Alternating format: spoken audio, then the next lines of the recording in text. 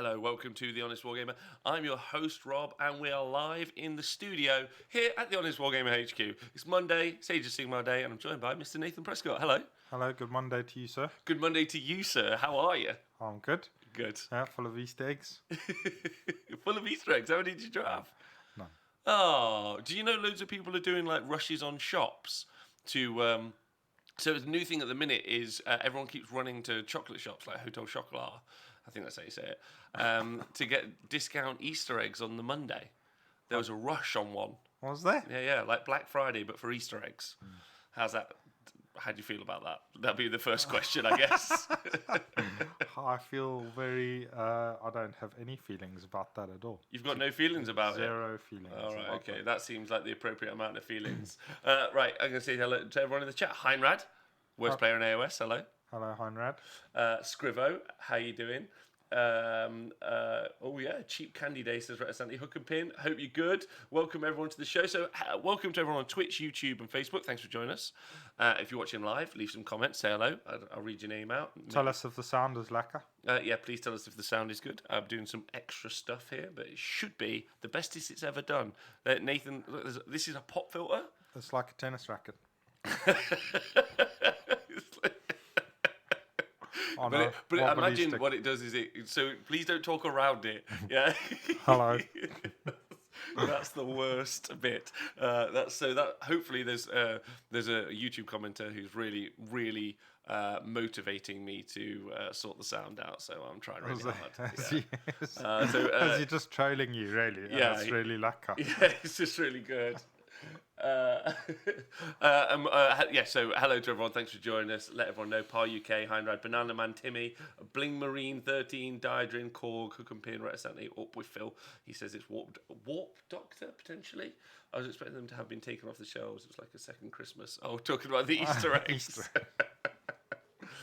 And reticently says pop filters help tons in theory, but people have to talk into them, I think.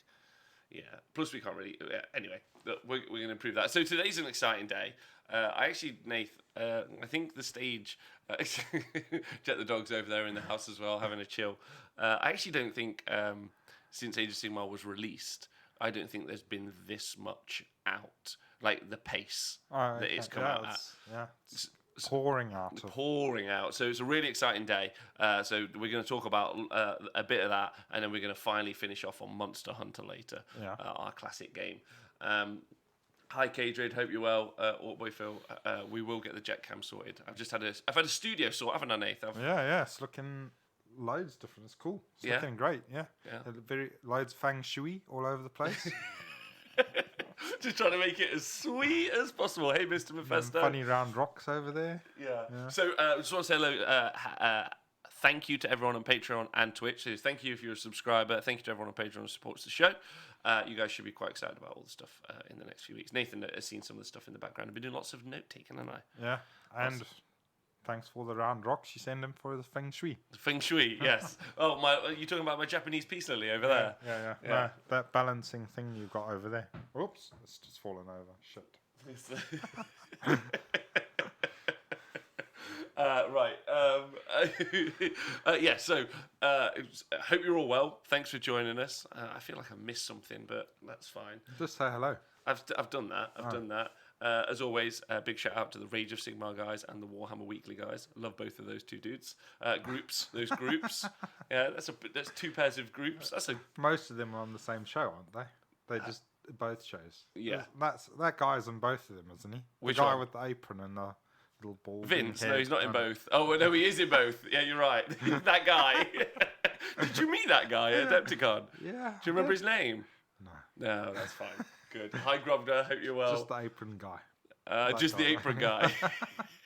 I'm an apron guy and also talks a lot guy. Yeah, the apron guy, he ran around the lake and he painted loads of stuff. And yeah, he was everywhere. In fact, that was the fake apron guy. I saw him twice. That was the fake apron guy. At the same time. You saw him twice? Was that the Friday when you were really drunk? I think so. It must have been. In fact, I think I saw 4 of them that day.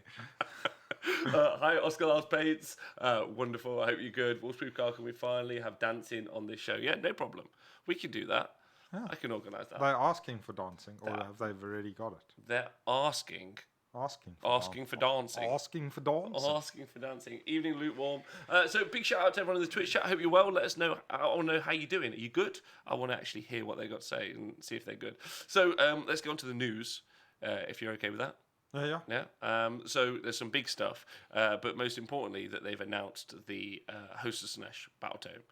So the Hedonists of Slaanesh, just days after the release of the Fireslayer Battletome. So we're going to look at the previews of those. Again, we're not going to do the Fireslayers kind of like overview, if you will, until the FAQs come out, because that's a smarter choice to make. Yeah. And we keep trying to do overviews of the other Battletomes, but they keep releasing more fucking Battletomes that we have to talk about. Yeah. And the problem is what normally happens is everyone, like if we said we were talking about, let's say, Gloomspite Gits today, everyone would be like, oh, it's old news. What about the Host of Slaanesh? So we're going to do them in other shows. I'm going to do them in other shows because they keep releasing new stuff when I'm trying to fucking talk about it. Like, I've done all my notes and they're like, new stuff. You're like, oh, for fuck's sake. So, I mean, that's exciting, though. Yeah. What do you think about that? So the first bit of news, I guess, is the release schedule. Because not only was Host of Slaanesh, Fireslayer's released this weekend, Host of Slaanesh is going on pre-order this weekend coming. And this weekend just gone. There were 2 Shadespire warbands out, a Sylvaneth and a Caradon Overlords one. Whether or not they're useful in the game, questionable, but you did see some interesting changes, especially with Sylvaneth. There's a unit of tree revs in there, and they've all got different weapons. So potentially we're going to see hordes of tree revenants with like other weapon options in the future. That'd be cool. Which is cool. So quite a lot out. So the Slaanesh one is in 2 weeks' time. So the pre-order will come this weekend. So we're currently recording this on the 22nd. Yeah. So it will come out on the 20th. Oh, bloody maths. 25th? Sometime next 26th, yeah. So yeah, my question to you is, and question to the Twitch chat, what do you, how do you feel about the pace? Because even I, professionally, researching the information for the show, I'm like, fuck, that's a lot of information to retain. Yeah, that's great. They need to do just increase the speed. Should be 2 Battletomes next weekend. 2 Battletomes every weekend. Yeah. Why is it now? Some people, I don't want to get into this conversation because I don't think it's a healthy one. Of there's almost too much. But do you think that's you think the opposite? Never enough. You think more? Yeah. More is better. More is better. As much as possible. List. That thing where they say less is more. That doesn't make sense. Yeah, I quite like the fact that they're catching up, right? We always had releases, which was nice for Age of Sigmar ever since it came out, but they really are fleshing out all of those armies that finally. Yeah, as long as they keep up on they don't rush some of the stuff. I think it's fine. I mean, because there does seem to be a significant power level difference between the new stuff and the old stuff. Well, can we put a pin in that for when we get onto the Slaanesh preview? So if they make it the same, if they're bringing it all up to the same level as quickly as they can, that's great. Well, actually, yeah, that's going to be my point. So the Always Strikes First conversation, which is the one another conversation we'll have later, as you'll see in the previews for the Slaanesh Battletome.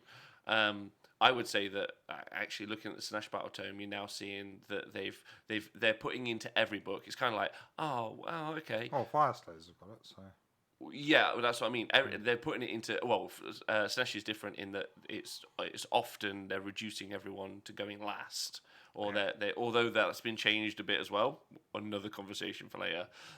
So I want the pace to increase realistically, because if Iron Jaws, for instance, are going to get some weaken strike in the first phase, when we get to the stage in 3 or 4 months' time when there are a bunch more Battletomes, and now we've got a data pool of right, how is this game playing? Because it's kind of like the Endless Spells conversation that we had when Age of Sigmar first released, that you and me had.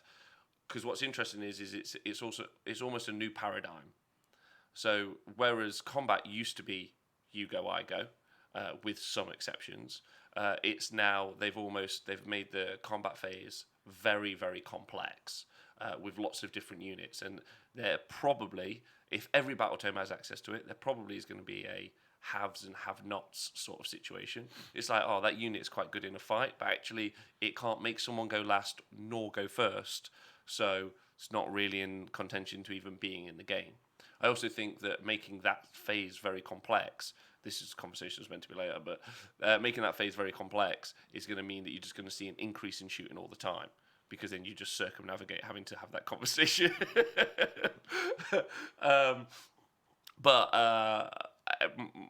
Anyway, I would say that the pace is good, because if they do intend to have this very complicated and what now looks, thanks to the Slaanesh release, quite interesting kind of like mechanic, if everyone's going to have it, good.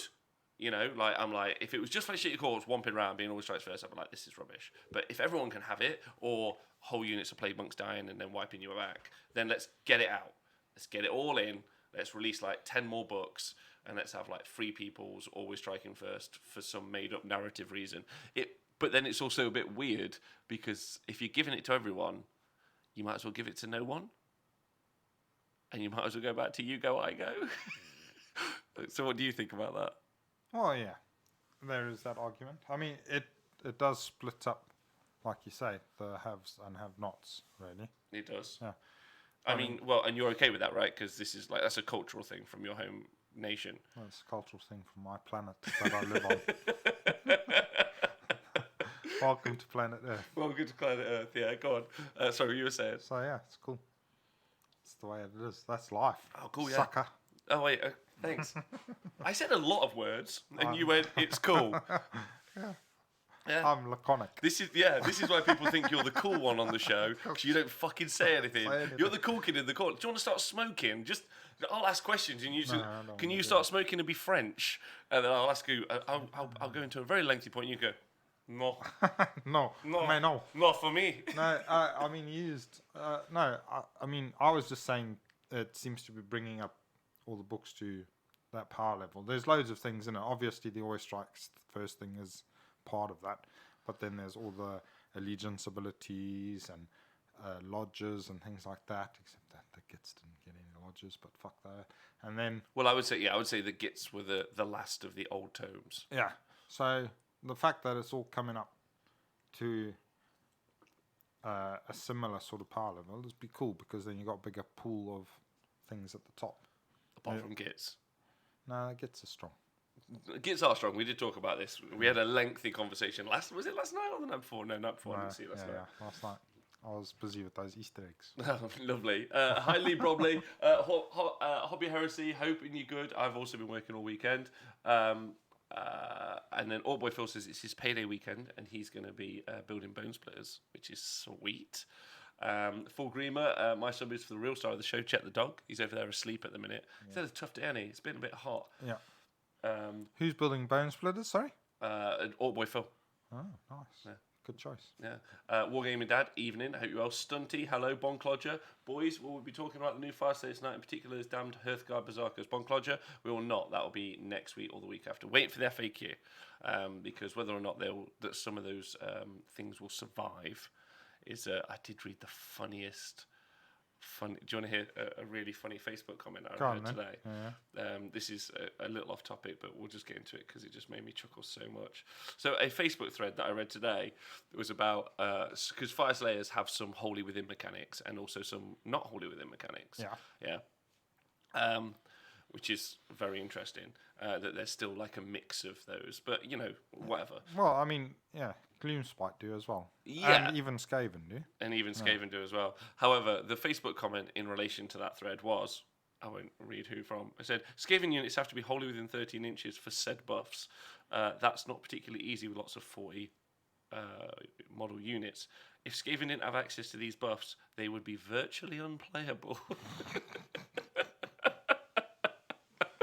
And then I saw it and my brain went, type a reply, and then I just as I got halfway through the reply, I just deleted it. I was like, sometimes you can't argue with stupid, so don't try.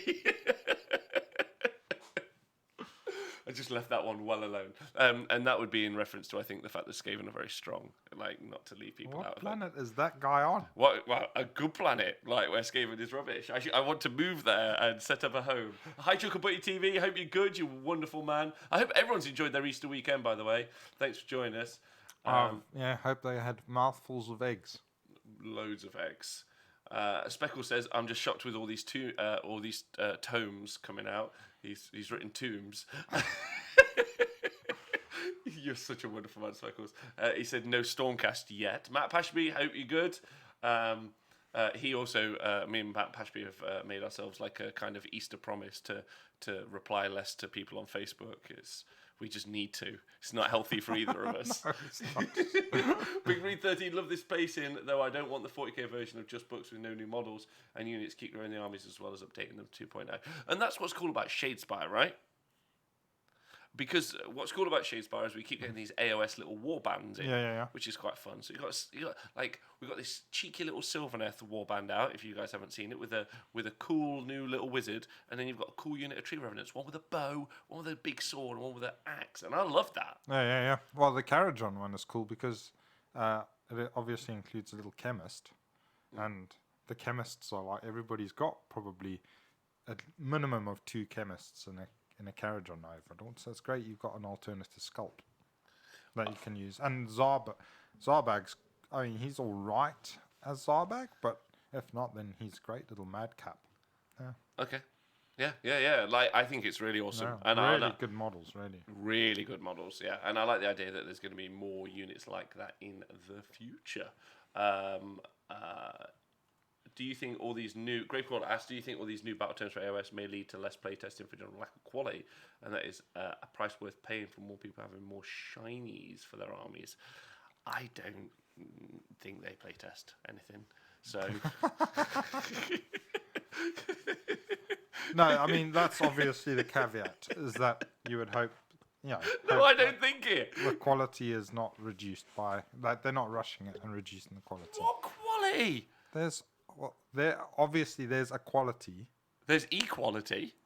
No, not equality. There's a quality. It doesn't have to be... There is a quality. Yeah, exactly. There is a very unique quality of fun and adventure. Yeah, so we just hope that they don't miss out on some of the fun. I personally don't think that they should ever playtest anything, which is their current method, and they should just get everything out, and they should just get it all out, and then we'll sort it out afterwards. Just, dudes, if you're sat on a bunch of books, just release them, let us read the story. I want to read Phil Kelly's words. Tell you what, Skaven narrative's awesome, isn't it? Oh, I've not read any of the Skaven books. Yeah, again, that's the problem. We've had to do so much news in the past few months that we haven't had time to actually just bang it out. So that's what I'd like to do with you in the future. I'd like to bang it out, Nathan. Oh, let's bang it out. Have you seen the sweet bits of Dispossessed? Well, that was going to be my next piece of news, if you're interested. Let me talk about it. And I want to make sure everyone can follow along with the wonderful Warhammer Weekly Tom. Now, I've seen some other people share it, but he's very excited because he's also a dwarven hero. So, the dwarfening. So, inside of the Fireslayers book, there's some narrative, and I'm going to read it to you, Nathan, and we're going to get dwarf excited. Yeah, get back into your shot, please. Thank you. Rumours of Grudgy's return spread throughout the Dwarden factions, from Fireslayer lodges to Karajon aerial domains, as well as the Dispossessed and Ironworld arsenal garrisons in the free cities of the Mortal Realms. It's said the patriarch of the Dwarden pantheon has returned from his self-imposed exile and founded a new stronghold hidden beneath the mountains. There are those who whisper that in solitude, the Forge God is crafting something wondrous that will reunify his scattered children. Reports differ on what this could be, from a new Dwarden bloodline, fuck, Chaos Dwarfs, to a great machine, or even a way to bring back the missing goddess of the hearth. Oh yeah, if he can get Valea back. A lady dwarf. Valea. Whether such claims are true or merely the result of too much strong liqueur, reading that like Speckles, and hidden hopes remain unknown. Yeah, and then, no, that's good. I was kind of hoping that with the Necroquake, maybe something could have happened with getting Valea off of Nagash, out of Nagash, whatever. Mm-hmm. But that didn't happen. But hopefully there's something there. She's one of the missing dwarf goddess. Fuck. And she needs to come back. But then the paragraph before that was super good as well. So there was a council. There was the Dwardazal. Yeah. I'll read that out in a second. Just want to notice that if you guys would like to go and watch our Monday night show, this is Monday night here, but our Monday night show based in and around Canadia, you'll get to find out what Mr. Dan, Dispossessed Dan, who'll be very excited about this, did at the Wet Coast gaming tournament this weekend. He also has changed the Nightbot command that if you put in ! Legion, which is the Legion of Asgore, the army I play, it says fake news. Prick. Compendium. There we go. I feel like the Karajan Overlords will have a hard time getting along with the Slayers and the Dispossessed. I agree. During the Battle of Blackstorm on the boundaries of Hammerhall, Ashqua, the heroics of the Vostarg Lodge ensure not only victory but also doubled pay for the city. During the weekend-long Guzfest that follows, the Fireslayers invite their Dwarden cousins from the city to join the festivities and even extend the offer to an allied Karajan Overlord Skyfleet. So much magmalt ale flows that many songs are sung in the old language, but young Runeson Rolf lets the cups get the better of him, divulging the truth of Urgold and Grimnir to the Fireslayer's surprise. Such knowledge only gains them support and eventually leads to the Duardazal, the unification talks which ripple through the Duardin populations of Azerheim to the skyports of Shamon. So they're gonna. So Brexit would be Britain exiting. So this is dwarves entering. So Dwentering.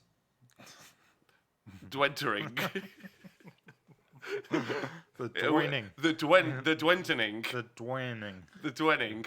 The Dwening. The Dwentering. The joining. The Dwarden joining. The joining. The Dwening. Wait, is it Dwarden? Dwarden. The Dwarden entering. The Dwarden joining. So, the Dwening. The Dweining. All hail the Dweining. Yeah. Cheers. Because even though I hate you, good guy dwarves, I'm still a dwarf racially at heart. So. No, you're not. Fuck off. To the Dweining. And maybe you guys will not be such a bunch of racists, and you'll also let the Chaos Dwarfs in. No, fuck those guys. The Dweining. No. Why? Why? Stupid. What is this about? This is why you won't let Turkey in the EU or whatever the problems are. Basically, Chaos Dwarves are Turkish. Are they? That's what I'm going for anyway.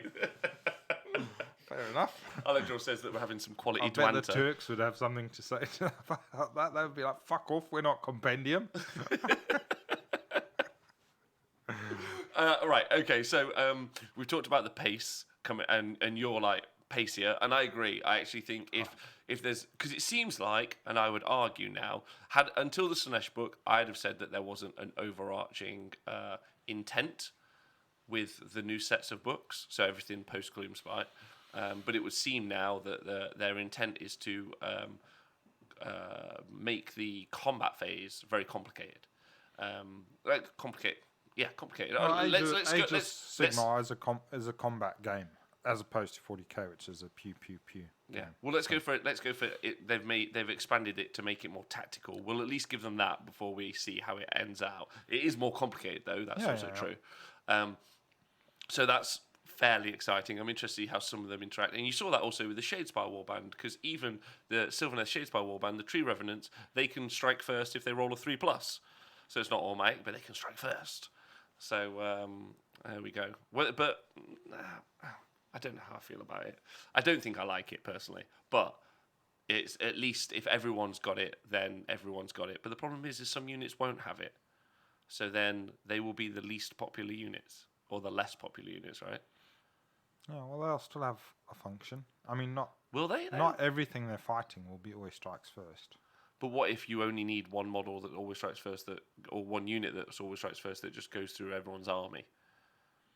They can only be in one place at all the time. Well, I'll give you a really good example, right? Let's say you put down a unit of 30 dudes that are really unkillable and they can do amazing damage back. Or if you kill them, they'll kill you back. Yeah. So there's already some notable examples: Fire Slayers, the All Strikes First Flesh Eater Course guy, the Plague Monks. Yeah. So I sit them on an objective, right? And then I charge my unit at that. Yeah. I lose the fight because it goes first. Well, how are you charging your unit at a fight you're going to lose? Because they're on the objective, and the game's an objective-based game. Go and find another objective. But what if there are no other objectives, dickhead? Stop being awkward. There's not one only objective. No, but actually, that's not true. In some, there are. For instance, take and hold knife to the heart. There is always two, but I'm already sat on one. Yeah, I have to take the other one. Just lure them away with your good looks. Come over here. Leave the objective. objective. Oh, look what I've got over here. The problem is that's a tactic that only works on you. Yeah, if I put a character out and I go, do you want your 30 guys to come and kill him? You'd be like, I do want to kill him. You're correct. You'd be like, and then I watch you have this conversation. You're like, leave the gold or kill the guy. I'll kill the guy. Problem is I feel like most people aren't going to make that tactical decision. So problematically, what do I do when there's a unit on an objective that I need to take? Formally, what I would do is I would do some movement, yeah, and then eventually I would try and like take that objective, kill it, shoot the unit down, or whatever it might be, in order to gain the points to win the game. Oh, yeah. Now, I fight that unit to gain the objective, but I die in return. Yeah, true. Maybe I'm making them not hold the objective, but I'm also not gaining the objective. Yeah, but if they're all strikes first and I'm not, I attack it and I just die. So then use bullets. Always strike this.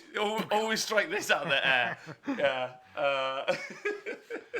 Or spells. Retta Stanley says charge them with 2+ units. That's correct. You send double the amount of points in. That's the trick. And that's going to be the way. That'll work. No, obviously it's hard. That's my point. I don't know how it's going to settle out over the next few, and it's just an interesting conversation, right? I'm not saying good or bad, but I do think around that, like, especially like a good example would be one of the matches I had at Adepticon where I was playing loads of eels, and we got to the turn where they always get to fight for 2 turns, and they just were sat on the objectives. Even charging them would be so disastrous for the units that I could even charge them with that I wouldn't take the objective. Yeah, exactly. For that turn, I can't take the objective, and not being able to score for an entire turn just because they get to go before me means they get to go. So I don't know what to do. So I think more bullets. I actually think that this whole combat thing is going to make people just take more shooting armies. Yeah. That's going to be my things. But Slaanesh are going to be crazy fast, and some of the other armies are crazy fast. We'll see. Yeah. Anyway, crazy fast. Broncologist says we need a new combat phase where the unit that fight first fight, then the regular phase, then another phase, and another phase. Mr. That is what we have. Basically. That is what we have. Mr. Mephisto says an unfortunate consequence we could see is every army ends up with all strikes first to the units, with it become the only playable units in the army, and everything else falls to the wayside. Which is also that's what I was saying. We have the haves and the have-nots. Yeah. And that's why, if you've got a battle tome, it's only got the one. The other units aren't going to get taken. So combat units that are even worse are going to be even worse now. Or combat units that previously were good are going to be bad because they can't go first. Anyway, interesting chat. Yeah? Yeah? We've got a bit waylaid, but I thought that was interesting. By the way, played against Nagash on Friday, says Stunty07. My assassin with the Sword of Judgment pretty much killed him single-handedly. 80 points versus 800 points. AOS is mental. It's great, isn't it? Isn't it the coolest? Yeah. It's really fun. You can make quite a cool Claw Lord, you know. I was telling you about this, where there's a hi to Scrivo's wifey. There's a really cool Claw Lord you can make from Skaven, where you can give him command train and artifact that if you can roll enough 3-up saves, if you stick him in cover, if you roll enough 3-up saves against no rend, but like 300 attacks from Witch Elves, he can have like 80 attacks to himself in return. He has to survive, but if he survives, he will do so many attacks back. It's crazy. There's some really cool little combos. Just cast Death Frenzy. Oh no, you can't, can you? Plus, we also works on heroes, does it? Death Frenzy. No, it doesn't work on heroes. But did you also see that we had, and we also made a Scuttle Boss, didn't we? Called the Venom Lord, who did we get him up to 48 mortal wounds? Yeah, some crazy amount. It might have been more than that. It was more than that, I think. Yeah, it was crazy. So expect us to talk about those when we do the rundowns in the future. All right, should we get on with the next bit, Nath? Yeah. So let me just get onto the right page. I think this is spot on. So, guys, I might not be able to see much of the Twitch chat at the minute, so amuse yourselves. If that's okay, just amuse yourselves. So here we're going to be looking at the Slaanesh first look that we've seen, right? Cool. So they've obviously got their depravity points. I need to talk about this really quickly. Let me just double check and make sure that I've put the thing up right. Have you seen... Yes. I've not seen this, no. You haven't seen it? Okay, that's good. But have you also seen that they're releasing some tokens? No. Well, what's really cool about the tokens that they're releasing is you can have they've written out 1 depravity point or 6 depravity points, but they've shortened down depravity points. So I can give you a token that says 1 DP or 6 DPs. I'll have 6, please. 6 please.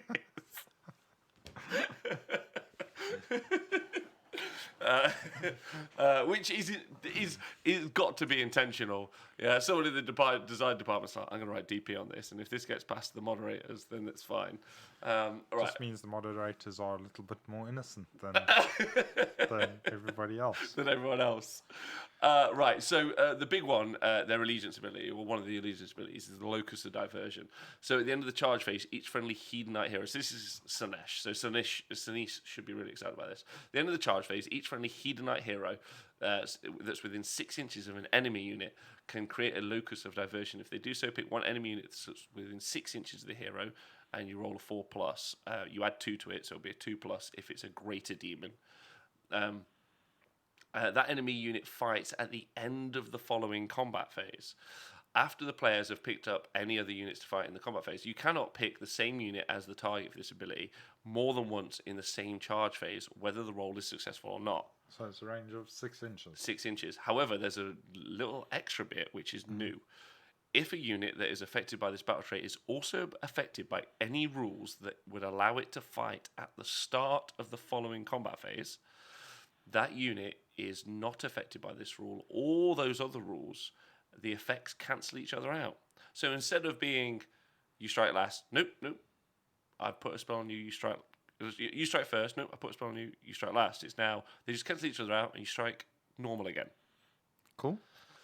So what do you think about that? So that's going to be that's on any hero. That's just a thing that's on any of their heroes. Sounds good, yeah. That sounds more like how it should be, yeah. Sounds intuitive. And I think it's good for the game as well, yeah. I'm up with that. That's cool. Yeah. Okay, what the second part are you talking about? Yeah. Is that what we're talking about? Well, the first. First part is so it's 4 up. You can make people always strikes last. Yeah. At 6 inches. Yeah. Sure. Yeah. Sounds like they've got some pretty good rules. Yeah. On a 2+ if it's on a greater demon. So that's pretty bonkers, right? It's very reliable. Yeah. So charging them. I'm assuming that they probably only have 1 or maybe 2 greater demons in a list anyway. In an army. Yeah. So. You're right, but that's still, depending on the output of that greater demon, you charge something in, the greater demon says, nope, you're striking last. Yeah. But then again, if it's got always strikes first, you're now still getting to go before the greater demon, even if you get it off. So when do you do this? At the start of the charge phase? At the end of the charge phase. At the end of, so anybody's charge phase? Yeah. Yeah, anyone's charge phase. So you can charge in and hopefully roll it. So what do you think about... So if they're charging you, and they're always strikes first, you can make them charge in sequence. But then if you've got an always strikes first dude hanging about, then your always strikes first dude will strike before that dude. Yeah. So that's cool. So you can play around with that. But then if it's your charge phase, you're charging them, you say, oh, it's an always strikes first dude, but I want to hit him first. Bang, I'll cancel your always strikes first out, and I'll go in and cut you up. Yeah. So it's cool. Yeah. So again, absolutely, it's very cool, but and in this situation, it's cool for Slaanesh because this affects all of their characters. But for other armies that don't have access to either of these two, so that's the good argument for more pace in the game, more books out. But then again, I just feel it's going to be massively complicated because there's just going to be one of the beauties of Age of Sigmar has always been the simplicity, but that's gone. Yeah, it's gone. Have you just declared it? Yeah. Well, no, it's gone a while ago. You got to call it. Someone has to call it. Is the simplicity gone? Yes or no? Yes, it's gone. That's it. Nathan Prescott has decided. It's gone a while. Mark the date on your calendars to the simple days, because now we get to do this. Do you remember the simple days of Age of Sigmar, Nathan? Well, that was about 2 years ago. To the simple days. Yeah, simple days. To the simple days. Easy to get into, difficult to master used to be the rule. Now it's complicated as fuck to get into. And still really hard to master. But there we go. The decision has been reached. Thanks, Nate. I appreciate that loads. I thought we'd decided that ages ago. We had. The simplicity died as soon as eligibility started being a thing, says Bon Clodger. Mr. Fisto, those guys, let's see if the cancelling out makes it. Yes. Yeah, the Wildfire Taurus hasn't been touched by this yet. The cancelling out. So that's the first time we've seen the cancelling out thing written out. So I think that's interesting. Yeah, because somewhere else in the FAQs there's one where it says like if an ability is put on, then it overrides whatever it's going on to. Yeah. So we'll see if that FAQ changes with this. Yeah, so we've got to wait. If it goes across the whole board, or if it only just applies to this one rule. Because they might just say, no, that only affects the Slaanesh rule. Yeah, that's what's really like interesting, because you basically have got like a 4-week gap. So we've got this is 2 weeks out for the release of the book. Then you've got 2 weeks before. So like if you're going to a competitive environment in the minute, you're kind of like, like I'm going to an event this weekend, Boards and Brum. Yeah. On Saturday, run by the WS10 guys, and I'm taking the Wildfire Taurus, the Zangor Shaman. So I'm going to be making People Always Strike Last with the Wildfire Taurus. But now I'm like, actually, am I going to make the Gristle Gore Always Strikes Last, or am I not? According to like you, and then someone at that event or those people could be like, look at this rule and go, well, actually, look, their intention is, it's like, well, currently there's not an FAQ about it all, right? So. Yeah, it's love. I love that the rules are getting changed, but then you have those kind of like swingy 4-week moments where you're like, well, what's the actual plan now? That's the thing with an evolving game, because the game is always evolving, because you're always getting new. So it's yeah, but yes, agreed. So at no point. But they could just put that FAQ out very quickly. Yeah. Whether it affects everything, they could do that tomorrow, right? Well, yeah. If they're going to release that picture, then they could do it. They could accompany it at the same time, but. Yeah. Again, cheers. I'm cheersing everything today. That's what I decided. Yeah, we're cheersing it all. Yeah, whatever this decision, we're just cheersing it. Well done, Dave. It's not simple anymore, and they should put one out at the same time. Cheers. Right, next up, Euphoric Killers. An unmodified hit roll for an attack made with melee weapons by a Chaos Slaanesh model is a 6. The attack inflicts 2 hits on the target instead of 1. Make a wound and save roll for each hit. The attacking model unit has 20 or more models. The attacks inflict 3 hits on an unmodified roll of a 6. So, I mean, that sounds good on like a big horde of like demonettes. But also, I wouldn't mind rolling a couple of 6s on my big monsters. Oh, yeah. And Was that on Heroes or on everything? No, just on all Chaos Slaanesh models. Oh, wow. So really cool. So again, one of the allegiance abilities, right? So if that's the only allegiance abilities have, then we'll see. We still don't know what their scenery piece does. We've seen it now, but we don't know what it does. But yeah. So interesting, right? Yeah, so they're going to be a super combat army. They're all about the combat all the time. And then if you guys have been following along with the Honest Wargamer stat show, you'll see that Slaanesh actually have already been doing really well in the past like 6 months at tournaments. Ever since that Wrath and Rapture box, those Fiends, the new Fiends rules they're bonkers. Well, they were doing okay before, but the Wrath and Rapture box like pumped them up because it got people interested in the army, I think. Well, yeah, and that changed the Fiends War Scroll. Yeah. And they're just... that War Scroll is great. Solid as a rock, right? Oh, yeah. They're easily as good as like Enlightened or stuff like that. Yeah. They're very, very good. So giving them this on top... That's great. I also wouldn't mind it again happening on like one of my big monsters, my Slaanesh, like the Exalted Greater Demons and the Greater Demons. I won't mind it happening on them because obviously they're going to have some big red, big damage kind of weapon profiles. So having 2 hits happen is going to be sweet. Next up, the thing that we saw was the hosts. So they described the different hosts of Slaanesh that you're able to get. So there's the Invaders, which is quite cool. So a lot of this is based around depravity points. Oh, okay. Like they all seem to help generate more depravity points. So this one, the Invaders host army can have up to 3 generals instead of 1. Only one of your generals of your choice have command trait, but all 3 are considered to be a general for the purpose of using command abilities. However, Invaders host general cannot use the command trait or command ability while they're within 12 inches of another one of the Invader host generals. In addition, each time one of your generals is slain for the first time, you receive 1 extra command point. So this is the Invaders, and they've also got Escalated Havoc. It's similar to what it was before. The command point thing is new. Yeah. They've got Escalated Havoc. At the start of your hero phase, you receive D3 depravity points in any friendly Invader host units are wholly within the enemy's territory. 3 or more friendly Invader host units are wholly within. Then you get a D6 instead of D3 depravity points. Yes. Now, if you guys out there don't know how depravity points work, basically, if one of the Slaaneshi hero either inflicts damage or takes damage, which is why the always strikes first and the always strikes last thing is so big for them. Because if they're able to like always strikes first quite a bit, or make it so that they can hit you first, they often want to run at you and get murdered because they can generate so many depravity points that they can summon almost most of their army added back on. This is really big. There's a spell as well in a bit that shows you that I think that this might be one of the one of the most like summon heavy armies in the game now, because it depends if they change up depravity points costs, but they were putting so much on the board before. I wonder if they're going to continue to do that. Yeah. That's going to be interesting. Then they've got the Whip of Subversion. At the end of the combat phase, don't laugh, pick one enemy hero within 60 of bearer, pick one melee weapon, and then basically you can make it so that they can another unit suffers mortal wounds equal to the attack characteristics of the melee weapon. That's not very good. That's one of those, like, I write the community article guys. She's like, listen to this. It's like, that sucks. Well, I think it sucks anyway. So the next host, the Godseekers, add 1 to charge rolls for units from the Godseeker host army. Maniacal Hunters, at the end of your charge phase, receive D3 depravity points. If anyone charged, if 3 or more units charge, you receive D6. And Speed Chaser, the general can retreat and still charge later in the same turn. That one's good. That's strong, yeah. That's super strong. And then you got Pretenders, another host, heir to the throne. If this general of a Pretender's host army is a hero, they have 2 different command traits instead of 1 command trait.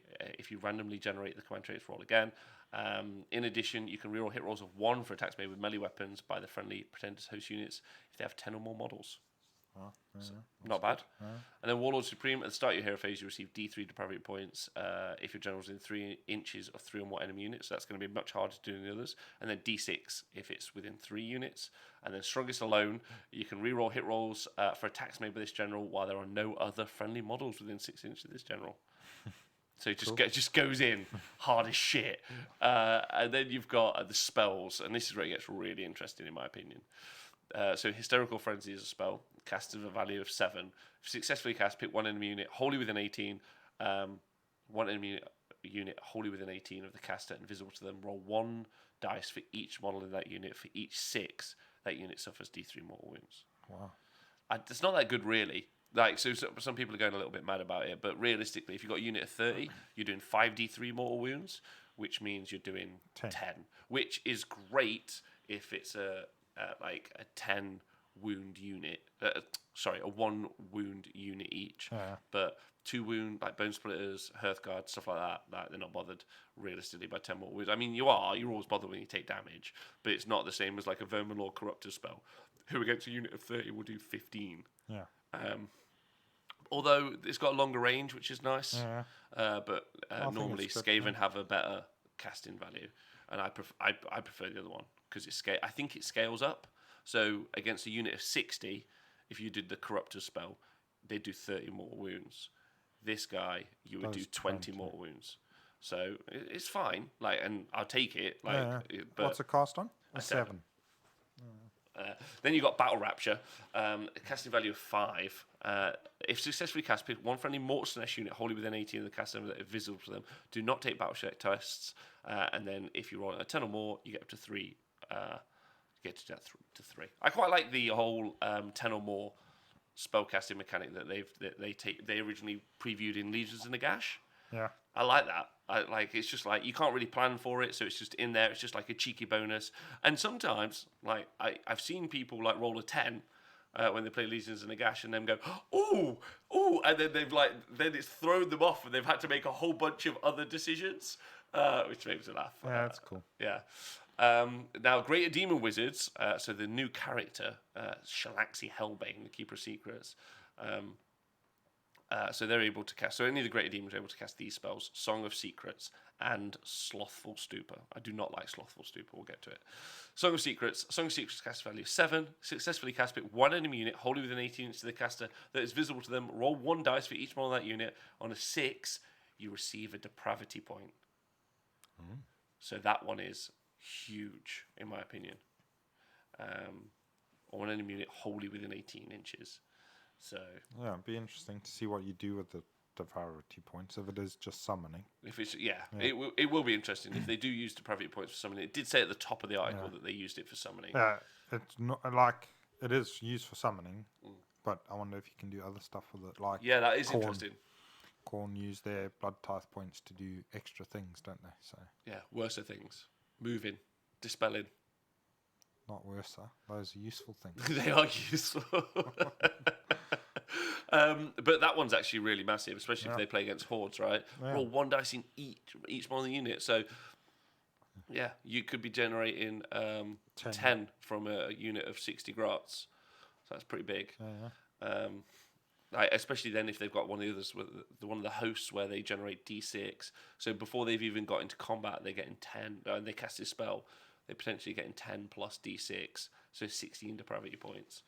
So whatever the hell that could be spent on. Now this one I don't like. Number one, I think this is super useful as a spell, but I think that this is a step backwards when it comes to game design. Okay. Slothful Stoop has a casting value of 8, so that's good. It's hard to do. If successfully cast, pick one enemy hero within 12 inches.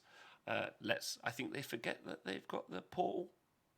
Yeah. The spell portal of the caster that is visible to them until your next hero phase. That hero cannot use command abilities, cannot run, or attempt to charge. So really impactful in the game, and it's got a casting value that is not that. Like 7's the average, 8's only one above average. So like it's not going to happen all the time, and it's less likely to happen than it's not. But if there are bonuses to cast, or you can find bonuses to cast in this army, that actually can just and again, well, it can cripple an army. So it can cripple armies like Legions of Nagash, but then trying to cast a spell against Nagash is an issue. But then the Terrorgeist guys, they're going to be terrified of that spell, aren't they? Yeah, and again, like the fact that it's within 12 inches and it's on a greater demon. Yeah. So I mean, Spell Portal would seem like a bonus here in that situation to cast that through. For this army, maybe you won't take it. Maybe they aren't because it's a spell, so it's quite unreliable. Yeah. And we've talked about that before. So what you might end up just doing is you might just be like, oh, fuck it, I'm just going to murder him anyway. Like, I'm not bothered about spending 40 points on, or whatever spell portal is, 60. Spend the points on that just to send it through. I'll just run at them anyway and murder him, which is fine. Yeah. That's another system. But locking down a hero so that they can't... And also not using command abilities. Yeah, against some armies, obviously that's going to be super good. But then a lot of other armies might have, like, small heroes, so... I guess there'll be quite a few have got redundancy as well. Take two of each hero, but yeah, like you said, it's a super useful spell. Yeah, really good. But it does do one of the key things that I don't like in Age of Sigmar, in any war game actually, and I had a big long conversation with a game designer last week about this in detail. That I think actually the smarter play when it comes to rules design and rules writing is to develop things that create interactivity. This is a conversation I had with Nick from WS10 the other day. He was just like, the reason he likes his Skaven, even though he knows they're really strong, is sometimes he'll blow himself up and his opponent's getting to watch the dice and be excited as part of that process. So he's involved even though something's happening to him. What I don't like about this is just like, no, you can't do a thing. What I liked about Fanatics, didn't like about it, but Fanatics would get released back in the day, in the innocent days, and then they would come in and they would chop you up as you tried to charge them. So you would always having to be thinking when you're playing Moon, and that's still kind of true. Yeah, you kind of think, oh, I'm going to charge a grot unit. Oh, it's like where the Fanatic's going to be, or you tell people now, right? No. Oh, okay, good. So I would be like, yeah, let's go. Like, this is fun. Like, because you're doing something. You're releasing some little lunatics outside of a unit that are swinging some balls at me. Hilarious, and I enjoy it. But this is just like, you can't do a thing. And that's even a Hand of Dust, which I'm sure the player using it is delighted and the other player isn't. But when you pick the right hand and the guy doesn't die, you're involved. You're doing something. And I think that's awesome. Like, the stuff where you're not doing things... and rolling saves does not count, in my opinion. Fair enough. Do you think it does? I don't know if it does necessarily. No, probably doesn't. No. Yeah. But keeps you in the game. Yeah. So what do you think about it as a spell? Because there aren't many actual things in the game that do that. There are very few. That's nice that it's different. So it's nice that it's a different mechanic. It's not like have reroll ones to hit or something like that. It's something that's pretty unique. So it's quite good. So unique is good. No, and it's super good in the game. Yeah. Although range is limited and some of the questions. I'm more just talking about it from I wouldn't like first time we saw like you get to go first in combat phase, like, oh, okay. I wouldn't like this to be a trend that's repeated. Yeah. Because just not being allowed to use your toys is a bit rubbish. Yeah. Even being like -3 to hit, you roll like a bunch of dice. You're like, I got 4 6s now, dickhead. Now what are you gonna do? Like that's fun. I'm still doing something.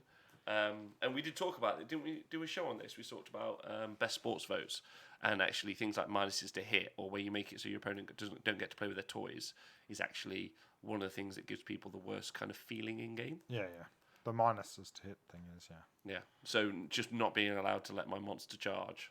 Or my hero, sorry. Yeah, Archaon, just wait back there a second. Yeah, no command ability for you, Archaon, and also no charging for you. Yeah. Oh, can I run anywhere? No, you can't also run anywhere. So overall, sir, what do you think of the? What do you think of that? Because that's all we've seen. I mean, there are some other little bits, but yeah, looks like they're going to be a strong book from those few little bits. I would think. I think it's going to be a very, very strong book, personally. Yeah. Yes. Depends how much of the shooting occurs. I think they're going to be ultra fast, so they're going to be able to womp across the board and slow that shooting down. But if there's enough quality shooting, that's one of the good things about some of the most offensive shooting in the game. So things like Scryer Acolytes. A Wobbling Lightning Cannon is good as well, but we'll talk about the Flesh Eater Course thing in a minute because me and Nathan had a really fun evening the other day where we were just rolling different armies to try and kill it. But the really, really, really damaging shooting is quite short range compared to some of the movement in the game. Yeah. So 20 inches, you can can pretty much guarantee you're going to kill a Flesh Eater Course, Ghoul King and Terrorgeist with some of the medium range shooting. Yeah. But the long range shooting, it becomes a lot more swingy. So I don't mind stuff charging at me. Like, bring your big dickhead monster and I'll just fucking throw loads of grenades at him. That's fine. So I think shooting's in a solid place there. But I don't know. We'll see. I think an increase of shooting will not help Slaanesh out. No. We haven't seen its endless spells yet. We haven't seen what the terrain piece does. We haven't actually seen the units yet. So still loads to go on. Yeah, exactly. Yeah, just pure guesswork at the moment, really. Yeah, but I actually like the strikes last thing because they're never going to put the genie's out the bottle right now. The horse is bolted. By the way, coming up with cute analogies is my new thing. I've decided the raccoon has already buried his food for the winter, and therefore, he's got bugger all to do for the rest of the year. For the rest of the year, he's just going to lounge out, have the best time.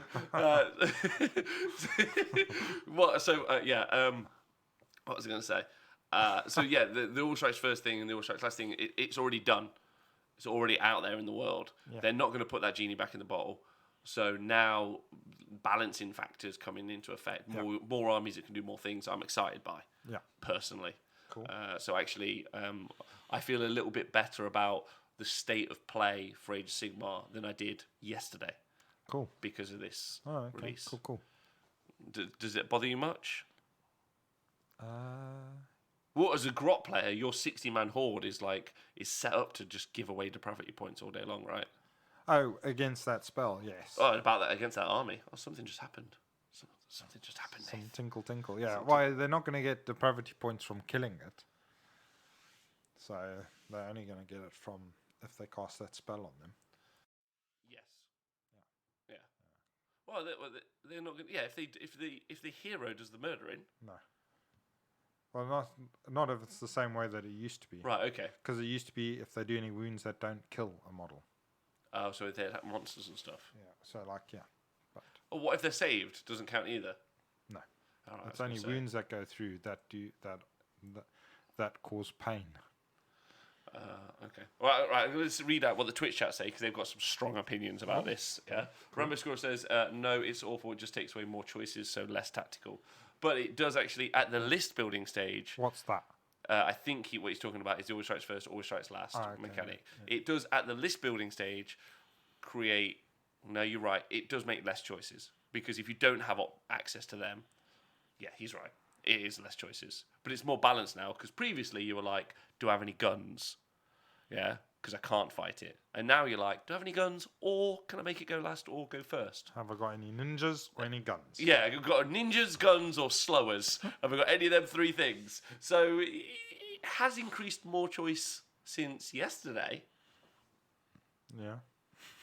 That's polishing a turd, I think. Bonclodger says, leave the Gargants at home, Nathan, because they're going to get mullered. Fuck you. They're not. And then Bonclodger says, totally agree, had some other units do bits and pieces, but was just using random units. Oh, okay, they're talking about something else. Played against Nurgle, that was -4 to shoot, when I had an army of elf archers. Very unengaging, says Luke Wall, and I'd agree with that. For AOS, I don't play 40k for that exact reason. Watching Rob try to commentate the train wreck that was the Tower versus Necron Southport was hilarious. So it's true. It was. So I like doing the commentary because it's just the state of the fucking game. If you'd like to win, just do this thing. Which anyway, Mimar says I like hard counters to specific stuff like this. I wish they had more hard counters to endless spells at the minute when we wouldn't see certain armies in such a strong position. So he's talking about the vortex. He is talking about the vortex. I'm almost certain. Bill Robertson says rolling saves counts. That's why Kings of War sucks. I don't know what that means, but I'm just going to take it. I agree with you, Bill. Whatever hurt you, I'm sorry.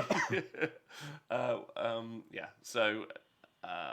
Robert Extreme says buff Seraphon. I agree with that loads. Lexopolis also subscribed for 14 months in a row. I want to say thank you to that. Morgan Source Rush. I think AOS is becoming a harder game to recommend to new players now that the Activation Wars. Is that its name? We entered the Activation Wars.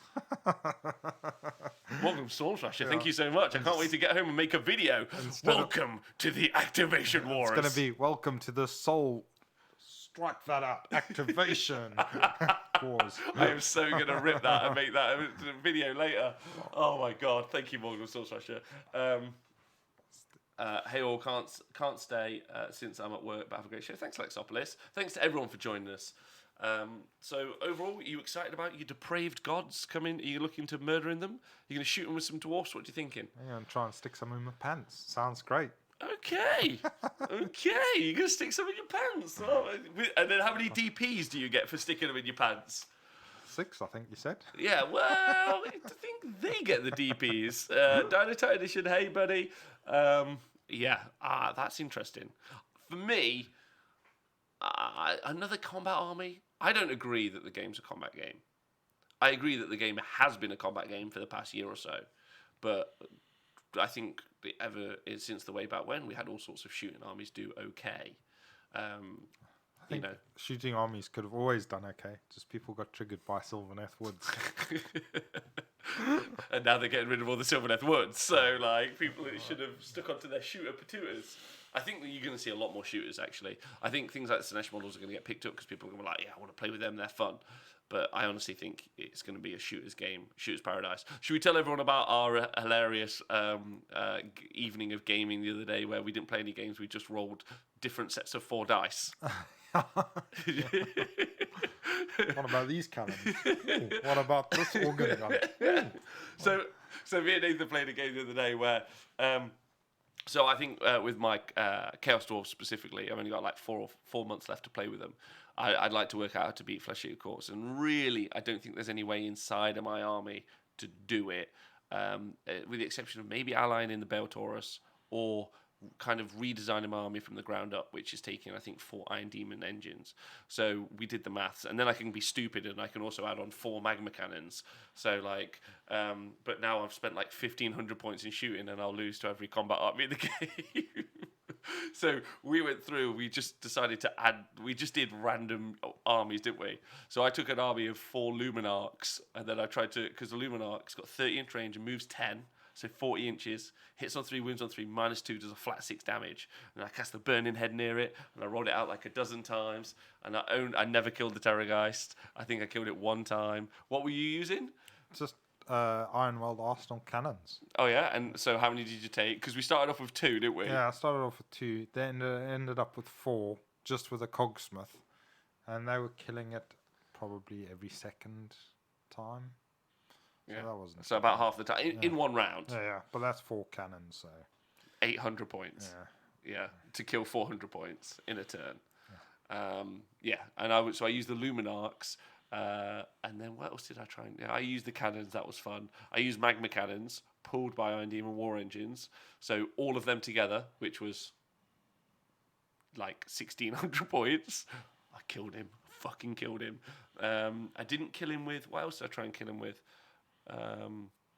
I tried to also, if you guys are not aware of Chaos Dwarfs, we also have this thing called the Dreadquake Mortar, which is hilarious. And also apologies to Mick Wendell for what I'm about to say, because it's a really big engine. It's one of the reasons I collected the army. I think the model's amazing. It's this giant mortar, and it's got a slave ogre on it. And the rule is you can whip that bitch. Yeah, it's actually, the rule says whip that bitch. Oh, yeah. Yeah. Like a Polaroid picture. Obviously. Yeah. So, and if you whip it, you get an extra shot, but it's only on a 3+. So you whip him, get an extra shot, and then it's like I think it's 4s and 3s, and then Ren 2, but it does D6 damage. So I was trying that, and then in 2 rounds, they're 180 points each, and in 2 rounds, for like 13 minutes of rolling, I didn't kill it once. So I ended up taking 4. Which is now like 800 points of shooting, and then I would inconsistently murder it, which would really upset me. But really fun game to play with your mates. Just get like, just be like, I wonder if this would kill it. If you had any extra thoughts, what would you try and murder it with at range? No, I mean, obviously, a unit of Iron Drakes, like 20 of them will generally kill it pretty much consistently. Iron Drakes. Yeah, Iron Drakes do it pretty well. But then that's only 20 inches, really. So. And then they're in what I would like to call danger range. Danger zone. No one wants to be in the danger range. They're in the danger zone. Rambo Squirrel says, and is subscribed for 4 months. Thank you so much. Has just said alternate choices is the best. Is the thing that makes League of Nights interesting. So he likes alternate choices. Big Marine says, I really hope that AOS doesn't become a predominantly shooting game. They already have that game in 40k. I think the issue is that you just tend to, that's where things tend to go. For me, for simplicity, I don't really want to get into the mechanics. Like if you're like, hey, by the way, when I get over to you in the charge phase, I'm going to roll a 4 up. I'm going to do something else. I'm going to do something else. I'm going to strike last. You're going to strike first. And there's some points I'm like, you seen Indiana Jones? Where the guy swings his sword like this, and then Indiana Jones just fucking shoots him. That's Age of Sigmar right now. That's Age of Sigmar. I'm gonna put that up as a meme later. Yeah, that's a thing. So, did you send that to me? Someone sent that to me. No, I've seen it on Twitter somewhere, I think. All right. That is Age of Sigmar right now because it's easier. Also requires less brain thought. Yeah. Brain thought. Brain thought. Brain thought. Well, like you say, if the combat army gets to you, then generally you get taken to pieces. So that's true. Heywo Twitch has just subscribed for 9 months in a row. Heywo also is making some extra video content on Patreon. He set himself up a Patreon, so if you follow Heywo on Twitch or YouTube or anywhere, go check out his stuff. And then also, if you like what he does, give him a little coffee money, a little coffee money. I also heard for $100 he will rub Beast Call Raiders over his nipples. Oh yeah, nice. Which I think is strong. Sure, he's doing that anyway. He'll let you see it. He's already doing that for free, but now he's put that behind a paywall. Grobbler says handgunners with extra shots when they charge. Says Grobbler, that could be a thing. I totally agree. And I play Skaven trying to balance combat and shooting. Says Bling Marine. Rambo Squirrel, surely that's the wrong direction though. Otherwise, you end up with that news article where they had a tournament just throwing money at each other. Shooting, I don't know. I think the game's fine. The game's a laugh at the minute. Stuff's really strong, but everything's coming out so fast. You really can't. You can't pin stuff down. And I would argue that a lot of these armies, they're out so quickly. People are going to be getting their rules wrong and not really playing their armies very well for the next several months. So if you've got an army you already like, stick with it and just practice and try and get better. Learn how to do your army better. And also, I would argue, just play with a worse army. I think you learn more skills. I think that's the thing. Yeah, you definitely learn more when you lose. So yeah. Yeah. Agreed. All right, nice. Okay, right, well, that's the news. There is obviously tournament news to cover tomorrow with Mr. LLV and the Stat Show, if you guys are interested. Next week, we will be bringing you rundowns, a plethora of rundowns. Are you excited about that, Nath? Yeah, sounds cool. Good. So if you guys are interested in that, please join us on that day. What was I going to say? So next up, we're going to finish our game from last week, if you're okay with that. Yeah. Nathan Prescott's Monster Hunter. Cool. Yeah, you up for that? Yeah, let's do that. All right. Okay, so we're going to do that. So last week, in order, so this is week 2 of us trying to make everyone in the community just feel a little bit better. The rules and speed and everything is making people not the feel bads, but a lot of people are like, especially if you're one of the have-nots. Like I'm thinking of you Iron Jaws bros, or you guys that really love Saurus Warriors, and you're like, these are even worse. I mean, they were bad before, but now the fact that people can strike before, I can charge in with my 40 Saurus with spears, and then they die before they even swing. It's just the saddest of all the moments. Oh. So in order to encourage us all a little bit and make us feel just okay, Yeah. we're going to be playing Mr. Nathan Prescott's Monster Hunter, which if you joined us last week, is a game where me and Nathan go through the different armies. We went through 2 factions last week, Destruction and Death. Yeah. And we talk about monsters. Destruction and death? No, we went through chaos and destruction. Chaos and destruction. So we're going to go through order and death. We're going to talk about the monsters, and we're going to ask 2 very important questions. And what are they, Nath? How well do they fight in a bath? Yeah. And do we like them? Yes. It's how well do they do in a bath? What do we think of their story? Yeah. What do we think of their model? Yeah. And then also, what would they taste like if we ate them? That's not 2 questions. That's 4 questions. Yeah. I never said 2. You said 2 very important questions, and that confused me. So I was thinking of the 2 of the 4 which were important. Oh, and I knew the bath one The would be. You were here last week. Do you remember? No. Oh, okay. And then I was wondering what the other one could be that was important. So I went with, did we like them? Reticenti is helping me out there. Thanks, Reticenti. Appreciate that. 2 are very important, 2 aren't. Yeah. The bath one is very important. So, into order first. Yeah. Are you excited? Very. So, so the first off is the Achillean Leviathan. So this is... Yeah, these are non-ridden monsters. So good in a bath. So, correct. Oh, yeah, also we rate them out of 14. Yeah, my face is really red. Is it look red in real life? Yeah. I don't know what's It's happening. the heat. It's Could because be. the sunny outside. You got burnt. I DJ'd for 8 hours last night. Just because there's sun somewhere in the vicinity. Fuck. Yeah, this is. Am I ginger? No. Right. Okay. I'm not drunk. I wish I was drunk. That'd be fun. Okay. You ready? 14. Also, before we get into this, have you listened to Podrick Payne sing yet? No, I've not watched the new one. Oh my God! Prepare yourself to get emotion. Right, Achillean Leviathan, a hulking sea monster. The Achillean Leviathan is clad in thick scales and protected by a hardened shell. Yeah. In addition, What? Not a hardened shell? a hardened shell. Who hardened it? Well, did you see some guys? Someone broke a dude's Shell. a shell got broke, and they 3D printed him a new shell. That's cute, isn't What it? are the words that you were saying? Somebody's got a shell and somebody broke it, and then they 3D printed him a shell. Who's got a shell? A snail. Horticulus slimux. No, it's a tortoise. Oh my tortoise. God! I'm getting out of this shit. Right, okay. Cool. I'm going to carry on reading this. I DJed for a long time last night. I'm very sleepy. So hot. It's 40 degrees. What does that mean? I know, I'm just getting 40 a bit, degrees of do you know what? I've just got a little bit sensitive about the fact that my face is really red and I look like a wino. And I'm trying to read this while at the same time my mind's like, oh no, I must look like such a twat right now. Oh, okay. But why does that make it any different from any other day? Hi, Slantastic. What, from any other day? No, I'm a red twat, which is very different. Oh, okay. I don't follow the Lord of Light. In addition to fins, sheathed in bladed metal and crushing jaws, Leviathan also bears an impressive crew. A Maha, a high-ranking Achillean, a pair of harpoon launch operators, and a musician whose void drum sends arcane reverberations through their aether sea. So, the important questions, everyone together.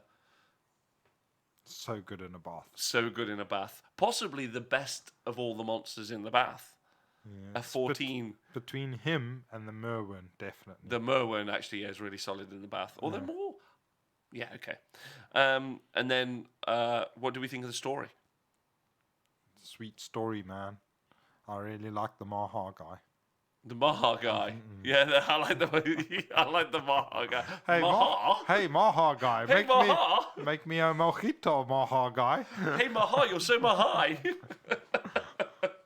I'll just have a tequila, thanks. Robert Extreme says, is it a snapping turtle? Would fuck a worm. Okay. It is a flying turtle, that's true. It's a great source of DPs. Yeah, so many DPs from this. That should be our 5th question now. How many DPs do you get? So story model, what do you think is the model? It's 1000% sweet. It is lush in all the lushness.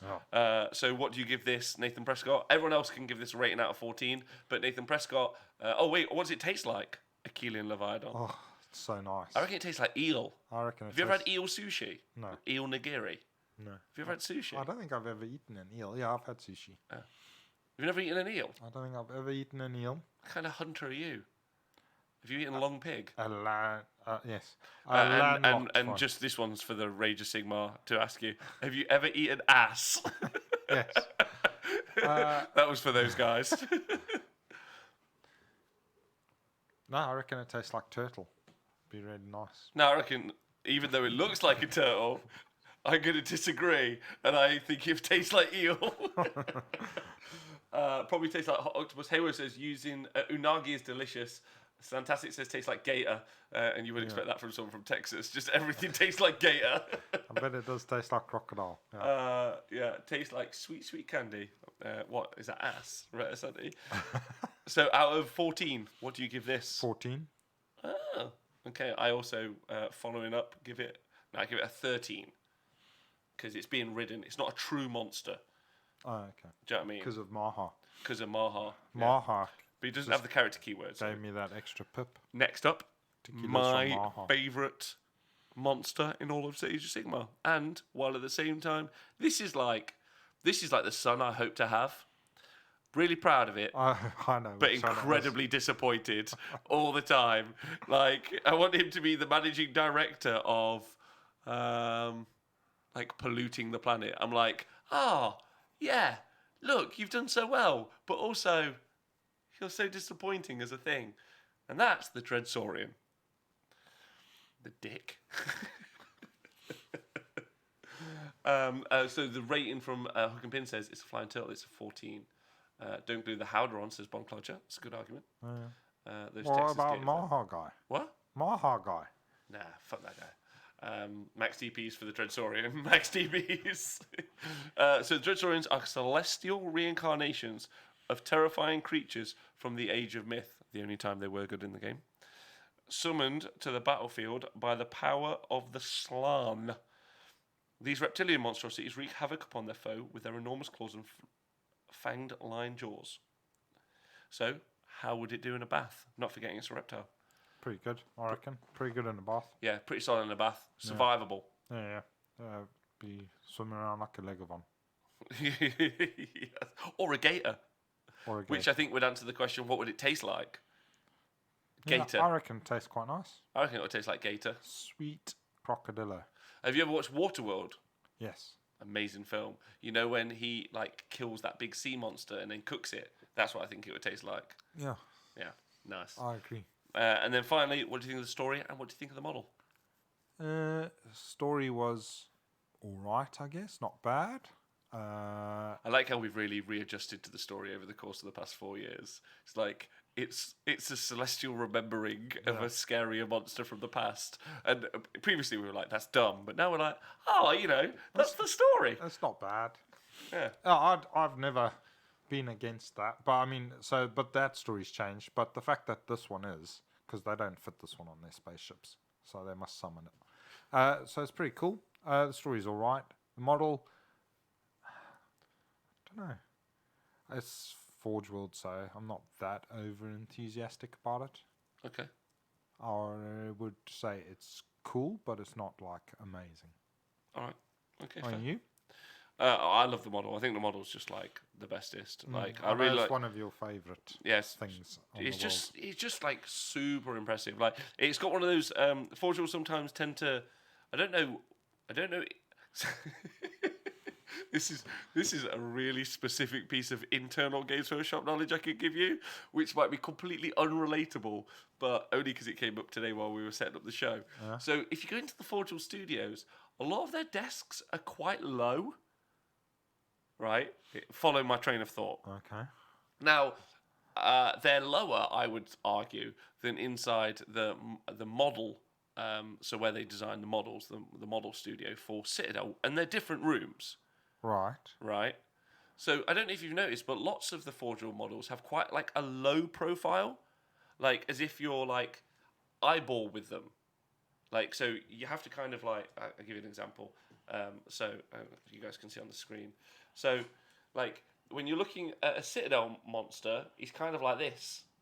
But when you're looking at a Forge World monster, he's kind of like this. Like, his eyes are down there. It's like, he's like always like trying to fuck the ground. And I reckon it's because the model guys are on lower chairs. And that's only just popped up into my brain. But I was like, why? Because it's true of Skarak, yeah?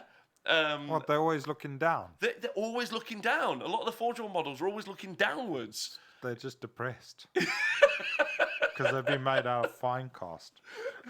They're like, I want to be plastic. And it's so difficult being this. Anyway, I'm so sorry about that. But I love the model, but it's quite low. And I would prefer if they had any consideration for it. That's the other thing as well about Forge World. They don't give a fuck about how it's going to be used in the game. Should Forge World have got a model that's on a triangular base in 40k? No joke. It's not a joke. And it's not an old model. They released one this year and they put it on a triangular base. So it's a Necron model. True story. Those guys hang out with that resin far too much. Gursey says, I bought one for the awesome looks, but with the new base size, the Dreadsorian is really hard to move around the board. I wouldn't even put it on the new base size. I'd put it on the largest Citadel base that Archeon's on. And if anyone ever told me to put it on a different base, I'd tell them to fuck off. That would be my exact wording. Yeah? International rebellion for the Dreadsorian. I've seen some people put them on those bases. I'm like, what are you doing? Have you seen how big they are? It's mental, Nathan. It's like a quarter of a board. No, it's not hard. A sixth of a board. It's so big. Oh, okay. Anyway. Right. Hyrule says it's not triangular, it's in a regular hexagon. That's true.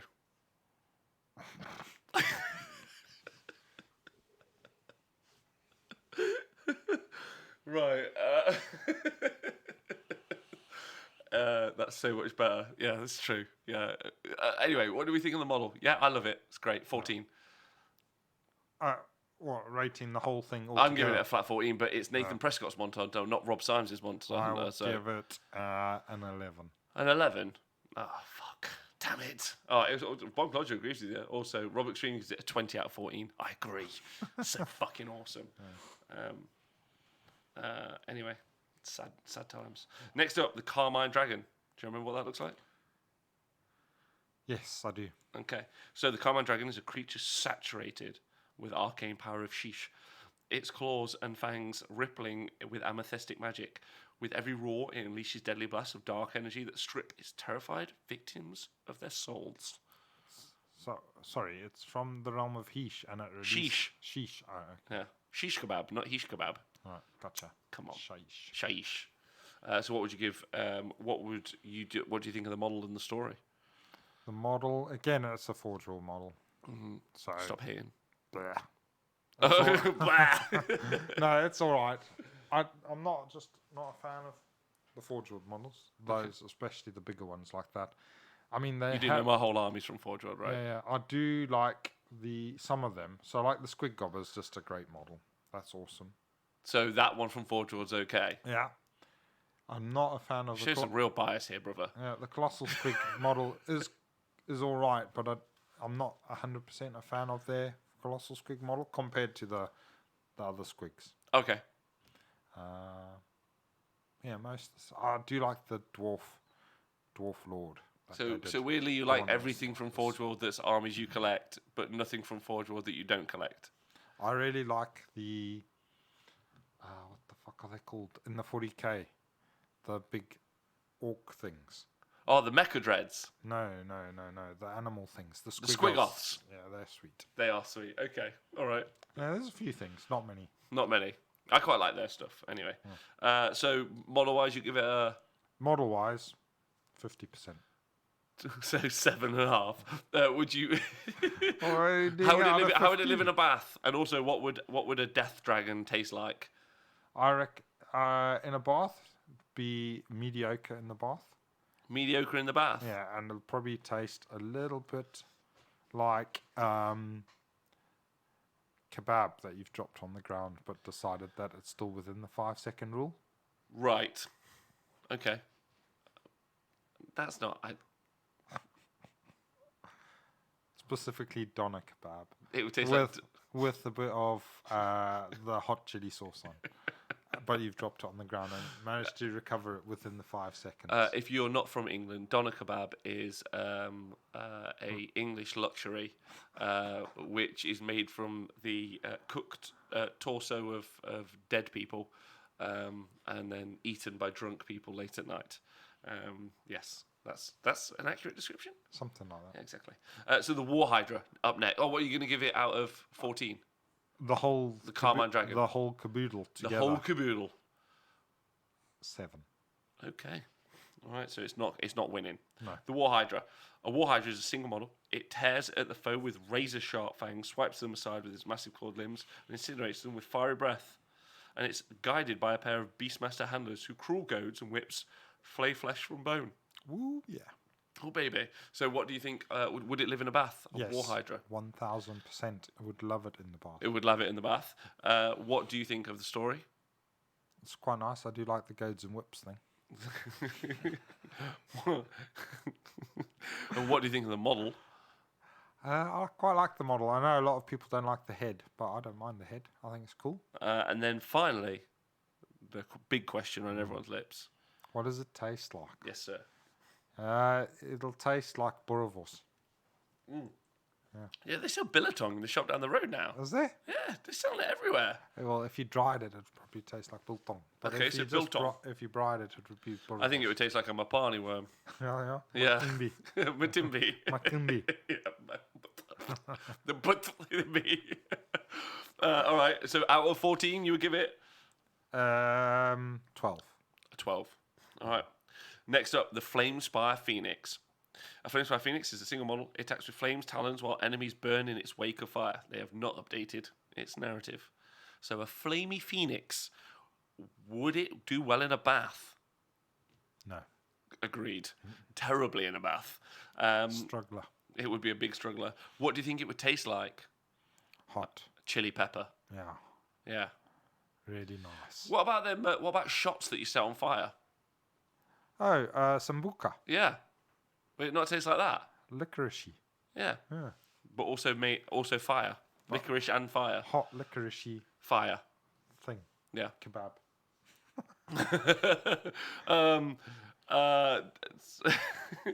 And then what do you think of the model and what do you think of the story? There's no story, so what do you think of the model? No story. Story sucks. Model's alright. Yeah. Grandma Squirrel says it might taste like Nando's chicken. Old Boy Phil says, taste sour and foul, you die 10 minutes later. Full Green, I think it would taste like Nando's, so 14 out of 14. Tukey Tristan says, flaming hot Cheetos. And hey, Tristan, Old Boy Phil, 8 out of 14 tastes like Cajun chicken. And I reckon, if it tastes like Nando's, I'm in 10. And it's so cheeky. Yeah. Yeah. You know the rating's out of 14, right? Yeah. So you're going to give it a 10 out of 14? Yeah, because it's rubbish in a bath. Oh, okay, so 10 in total. Oh, Rograx has subscribed for 17 months in a row. Hi, Tom. Yeah, obviously 14 for the taste, but then the bath malarkey brings it down. Also, Tom has quoted you. Story sucks. Nathan, 2019. I agree. Yeah, You and Tom is the show that I would watch forever. By the way, yeah, that's the 40k AOS Honest Wargamer mashup coming soon to the Honest Wargamer is a show that I'm so into, where you both explain different things of each game to each other. would be delicious because you would only explain the story and he would only explain the rules, and neither would you give a fuck about the other. I would pay to watch that as soon as it's my show. I plan to. Yeah. Cool. In licorice. That's all I've got. So next up, the Frostheart Phoenix. Again, its story hasn't been updated, but it's a cold bird. This means it'll do okay in the bath. Just freeze the bath and then just sit on top. Clever. All right, nice, like a popsicle. What do you think it would get out of? What do you think it would taste like? Probably minty chicken, which is pretty weird. So minty chicken. So, have you ever used mint to marinate a chicken? No, that'd be really awful. I'm not into eating that. Well, you're not into that? No, choc chip mint chicken. Robert Extreme says it would get stuck in the frozen bath. And Full Groomer says -1,000 to ever heard of a cold phoenix. Robert also, I like the return of the punchable microphones. Yes, they are punchable. But hopefully yes, but don't punch them. They're not punchable and survivable. Oh, okay. They're a one-time punchable thing. Everything is punchable. Everything is punchable, but in limited use. Aspron says it tastes minty. Reticent says ice cookies. Tristan says it's actually really good. Mint as a spice, that is. Oh, I do like mint on lamb. You would eat a lamb? Yes. It's a baby, man. So? You lunatic. You fucking lunatic. Have you heard what those noises that come out of babies? I wouldn't eat a baby. No, I wouldn't eat a baby, and I wouldn't eat a baby a baby sheep. Well, you're just... It's a baby. So? What do you want me to do about that? Don't eat it. That's what I want you to not do. It's a little baby. That's the best time to eat them. They're babies. Fuck. A, they don't run away so fast. B, they make funny noises. And 3, their parents cry loud. And that's why, cheers, I'm so happy we ate Maddie. Right, good job us. Right, so wouldn't survive in the bath, tastes like minty chicken, story's rubbish. What do you think of the model? It's pretty much the same as the Flamespire one, just got snowflakes, so maybe all right. I'd say rubbish, because I want this to not win, because it's the worst model, worst rules in the game. I hate it, triggers me. 0. What are you giving it out of 14? What did I give the fiery? 10. 9. 9, good. Fire one's better. Right, the Charybdis. Charybdis is a single model. They haven't updated the story. So no story. Yeah. Its fang tentacles snatch victims up one after another while its heavy-set clawed limbs stomp and trample. So yeah, no story. Has it got goads and whips? It's got goads and whips. Yes. So would it survive in a bath? Yes. It would survive in a bath. Yeah. What would it taste like though, Charybdis? Octopus? Ooh. Yeah, like... Why don't you eat a baby octopus, you fucking animal? Oh, well. Fuck you. Bring me one, I'll eat it. Yeah, I reckon it'd be What is a baby octopus called? It's not set for a joke. Food. Fucking clearly. It tastes like calamari donuts. Oh, it's just what I was going to say. Calamari. I don't know about the donuts, but yeah, I was going to say calamari with a sweet chili sauce. That'd be really nice. Okay, good. Chuckable, he's happy about the Maddie McCann joke. They never get old. They're just like Maddie.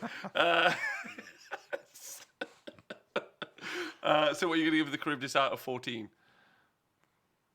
13. 13? What?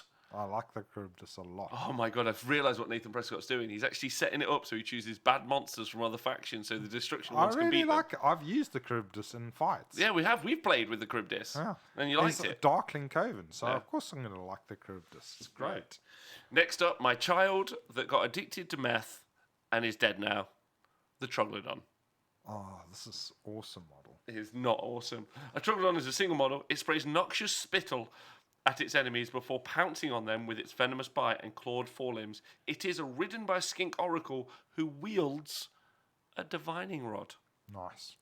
So I've wielded a divining rod. Well, I had to wield 2 of them. I've done with 1 as well, yeah. It's cool. Wait, you've used divining rods to find water? Yes. Really? Why? because we needed to find the water. You're thirsty. I did that here locally recently, but it just took me to Tesco. So what do you think of the story? I mean, that could Doesn't really have much. No, there's no story. What do you think of... would it survive inside of a bath? Yes, it would. Okay, yeah. And what do you think of the model? Oh, the model's so good. The model is great. 1,000% lacquer. And it's been rubbish forever, which has been really sad. It's pretty good in a fight. No, it's not good in a fight, and you know it. You're just trying to trigger me. I'm not... I'd say it's nearly on par with a Gargant. What would you say a baby troglodyte would be called? Food. Nice. I was really happy you delivered on the joke. I was like, come on, this could be our continuing thing. What's the baby demonette? What's the baby demonette called? Trouble. Nice. You ran away from it. I'm proud of you. So the troglodon, what would it taste like? All of these things are really reptilian. Obviously, it's going to taste like gator again. More gator. More Texan gator. But I reckon if you curried it, it would be really nice. If I curried it? What does that mean? Put it in a curry with some like coconut sauce. Yeah, I'd be in for that. I just live on protein bars now.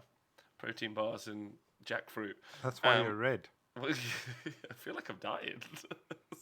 I might be having a stroke. If this is my last ever podcast, I just want to say thank you to all of you. You guys are wonderful and you've made my life worth living. But a short life, but well lived. Short and red. Short and red. So what are you going to give this bad boy out of 14? He's on par with the Charybdis. 13, definitely. I'm drinking some water. A 13? Yeah. You're just setting it up so the destruction monsters kill these guys. Anyway, next up, the bad man of all of Age of Sigmar. The fucking Bastillodon. Oh, he's great. The Bastillodon. The Leviathan that can't fly. The Bastillodon is a single model. It attacks with its bludgeoning tail, while skinks riding atop it hurl meteoric javelins. Some Bastillodons carry a mysterious arc of Sotek on their backs, which unleashes a tide of snakes to overwhelm the foes. Other bear the devastating Solar Engine, which is capable of a searing beam of celestial energy. Would this thing survive in a bath? No. Nuh-uh. It would drop to the bottom like a rock. Would it? Question. What do you think of the story? The story? Yeah, again, not really it's much missing out on the story, isn't it? Poor old fella. What do you think of the model? 1,000% lacquer. 10 out of 10. Yeah, the new, well, from the end of 8th edition, all of those plastic Dinosaurs. dinosaurs. Although arguably quite little. Yeah. Yeah. But it's not all about size. It's what you do with it. And so Cheers, Dad. Troglodon, the Bastillodon, and the Carnosaur models, all very lacquer. They are very good. Yeah, I agree. And then what do you think a Bastillodon would taste like? I think it would taste like lobster. Nice. Yeah, that would be nice. I bet, if you cracked it open, bit of butter, garlic. You know, before I stopped eating meat, I had lobster once, and it's the most disappointing thing you'll ever eat in your life, because it's so much effort. And you crack it all, and then the person's looking at you like, you enjoying it, and then you get this little sliver of fucking stuff out, and you're like, yeah, it's so much effort. You're such a lazy bastard. No, it just takes forever. So does eating a nut. No, it doesn't. They come shelled. Oh, you are a lazy bastard. I'm not a lazy bastard. I just getting kids in China to take all the stuff out of shells for you. Fuck's sake. They don't de-shell nuts in China. Everything gets made in China, Rob. BWG Cannonball says it fried like fried Louisiana gator. Yeah. Jet agrees with that as well. I think it turns upside down and floats like a boat, says Oscar Lars. And just drowns. So what do you give the Bastillodon out of 14? Fuck, this is hard. They're all very similar, these guys. 13 as well. A 13? Yeah, all these order monsters are great. Okay, and then finally, the littlest man that could. Yeah, the Stegodon. Yeah, the land before time. A Stegodon, it impales its enemies upon its massive horns and pounds them with crushing stomps. From its howdah, the Stegodon skink crew hurl meteoric javelins that streak outwards in the form of shooting stars. I've never read that. That's great. little kawaii skinks. They're just like, ching, ching. The howdah also supports either a mighty sky streak bow, so shoots out a really big star, or a set of sunfire throwers, and some of them are Stegodons. Some Stegodons bear a skink alpha at battle who direct nearby units with lofty perch. I honestly feel like these are like floats on a carnival with loads of. I just picture loads of Brazilians or Thai ladyboys just like firing because they're currently in Nottingham City Centre. There's a bunch of Thai ladyboys. Are they? They're doing a show. I'll see you later. I've already been. It's fantastic. Don't worry, we're meeting up with them later. Sweet. It's just where do they tuck it all? You know those depravity points. Oh my god, the amount of depravity points. I cannot wait to put that tweet out later. That's great. Slaanesh announced, and the bank. Anyway. So, what do you think it would survive in a bath? Come on, no. The steg? No. No. All right, and then what do you think? Not unless you gave it armbands. No, and what do you think of it? What do you think it would taste like? I reckon it'd be quite gamey. Probably like buffalo. Like buffalo? Yeah, very strong, dark red meat. Yeah. Okay. Nice. Rutupuk. Nice with a bit of red wine. And Did you say ruputuk? What? What did you say? Rataki meat? A red dark meat. Oh, right. Okay. Nice with some red wine and... Well, you're going to take it on a date. You're cooking Stegodon on a romantic date. Okay. Yeah. So what do you give it out of 14? I did like the story bit where there was the pounding and impaling. Okay. But the rest of it was a bit boring. I will give it an 11. An 11? Yeah, the model's nice, but it's not as new as some of the other ones. Okay. All right, so that means the two winners are... What was the first one again? I've cleared it, so I don't know. Fuck. We'll go back. One of them was a winner. Yeah, the first one obviously got full marks, and it was the... Fuck, I can't remember what the name was. Same. We are so good at that. And then it's tied. There's so many in tied. Yeah, tied position. So you need to pick a second. There need to be two. Yeah. Well, the first one was the first one, whatever the fuck it was. But the Leviathan. Yes. Well done. Leviathan. Yeah, well done. Well done, Bogdodger. Thanks for checking. So it's between the Troglodon, the Bastillodon. Sorry? No, that's not even Fuck. close. Fuck. I will go with the Bastillodon. I like that model. I enjoyed painting that a lot. Bastillodon. So Leviathan and Bastillodon. Sweet. Also, BWG Cannibal says... no, not BWG. Say, Grob Rugda says, are you saying Warhammer World recruited Thai ladyboys for the Slaanesh release? I'm not saying that they did. FYI. Wink, wink. Nudge, Wink, nudge. wink. Right. Next up, we are going to be talking about the Death Monsters. Monsters of the Death. So, first monster, don't forget they can't be ridden, is a Terrorgeist. A Terrorgeist is a bloodthirsty undead beast that hungrily rips apart its victims in welters of gore. Its piercing cries sigh through enemies as it plunges into the fray, snapping and tearing through the enemy battle lines. Should the beast be slain, another horror awaits its foes as hundreds of shrieking bats burst from its remains to ravage those nearby. Pretty cool story, actually. Not bad, not bad. Yeah. So, At least it's got a story. Yeah. So, what do you think? Would it survive in a bath? Yes. No. In the story, they survive in the bath. How? What do you mean? Like in the Ideneth Deepkin book, there were terrorgeists that were flying around in the sea, eating them. Really? Yeah. All right. Well, fuck me then. All right. Well, apologise. Well, I suppose they don't need to breathe, do they? No. All of the dead things are fine in the bath. Oh, okay. Well, that's going to be quick for that question then. What do you think it tastes like? Shit. Ash. They're all going to. This is going to be like This is going to be like poo that's like dried up in the sun for weeks. Yeah. And why I know what that tastes like is another story. My follow-up to you, good sir, is what do you think of the model and the story? The models are quite nice, actually. Terragast models, if you like that sort of thing. Okay. Big spiny wings. Yeah. Big chompy jaws. Mm-hmm. So what are you going to give it? Out of 14? Out of 14? They taste awful. 10. Good. What are you giving it?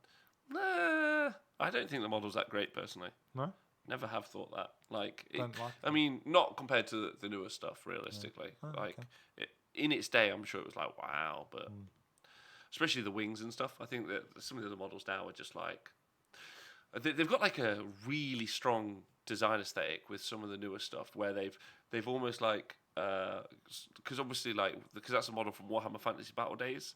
And in those days, I felt like they had, as much as it was a land of magic and myth, they had some sort of like semi-realism to it in an odd fashion. Whereas with Age of Sigmar, they've just gone for utter as outlandish as they can. Yeah, they've almost gone they're almost like self-referencing to like a degree. Like the Nurgle stuff's like deeply like humorous and down that road, whereas it looks like the Slaanesh stuff, especially like I love the Grecian like hoplite feel of the Exalted Great and Clean one, and actually made me think of that 300 scene where he's just like, well, if those Athenians, the boy lovers, it made me think of that. Because the Greeks were all just bumming each other all day long, right? Which is cool. I'm sure Slaanesh should be doing that as well. They were. They loved it. Loved a good bumming. But what I mean is I feel like all of the Age of Sigmar releases, they've gone a lot deeper into those. It's way more fantastical. So I think the Zombie Dragon nowadays doesn't really stand up. Oh, okay. I think a newer kit would be like mind blowing. And I think that's true of all their stuff. Oh. That's my thoughts. The Magmadroth wasn't in the list, Bonclodger, because it's ridden. There's no unridden Magmadroth. Yeah, unfortunately. With a definite roar, the Zombie Dragon dives into... so I would give it like a 7 to answer that question. Fuck, that was long. With a definite roar, the Zombie Dragon dives into battle on tattered wings and the darkest magic. Eye sockets aglow with a necromantic energy. Fleshbone and steel with equal ease. Shreds fleshbone and steel with equal ease. Its massive talons and snapping maw matched in their lethality only by its billowing pestilent breath. So what do you think of the model? It was surviving the bath. We already know that. Yeah, bath is fine. Tastes really crap. Tastes terrible. And I like this model as well. It's the same as the Terragast model, just a different head, really, isn't it? So, okay. Yeah, I like them. You don't like them. Job's a good one.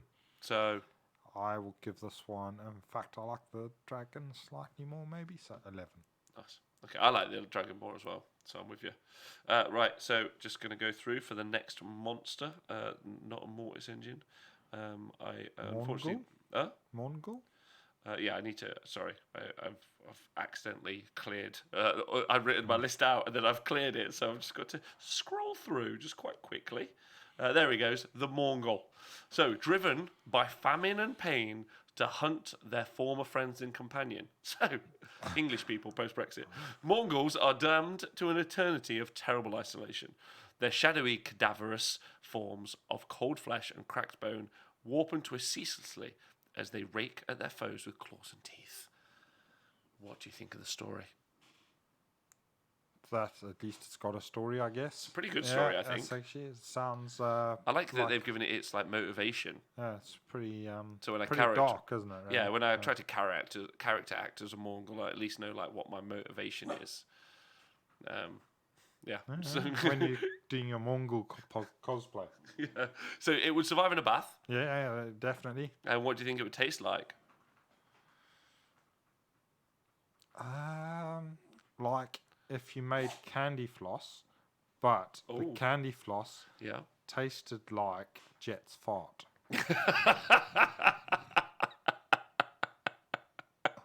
so not very nice. That's the most creative I've seen. You really went to town there. You were like, I'm going to really bring some thoughts together here. I like that. Thanks. This is fun. And then, so what do you rate the model as? The model looks all right, I guess, for Forge World. Again, it's Forge World, so I'm not like 100% sold on it. And it's terrifying to play against because it's like just that really thin wrist. And yeah, you're worried about breaking it. I have already done that. You broke someone's Mongol. Whose Mongol did you break? Paddy. Big apology, Paddy. Yeah, man, it was terrible. He beat me with it, so then I snapped it off at the wrist. So what are you going to give it out of 14? And it's pretty scary. I will give that one a 9. A 9? No, I will give it a 10. Okay. Yeah, I've upgraded it 1. 10. Right. And you? I liked the Mongol previously. 10. 10 seems solid. 10. Like 10, 11. It's pretty good, realistically, I think, out of them all. I'm just double checking. See, most of the other monsters are all ridden by something or someone. But to make a particular moderator of the chat happy, I shall be doing the Necrosphinx. Okay. A Tomb King. Yeah. Just because it's interesting. Yeah. A Necrosphinx is a single model. It's armed with gigantic scything blades and a monstrous stone claws. Some Necrosphinxes have a venom spike tail, whilst others have a bladed tail. So this is from the Tomb King range, if you're new to Age of Sigmar and you don't know what that means. Nathan, would it survive in a bath? Yes. Yes, because it's a rock that doesn't breathe. What would it taste like? Stone. How do you... What else? Like, if you went to Blackpool and got a candy rock stick. Oh, it would taste like that. But if it was flavoured, not minty or anything like that. With Jet's fart. Is this your new system of... You're like, imagine you got a squid and then it tasted like Jet's fart. No, I don't think it would taste like Jet's fart. Okay, good. It would more taste like...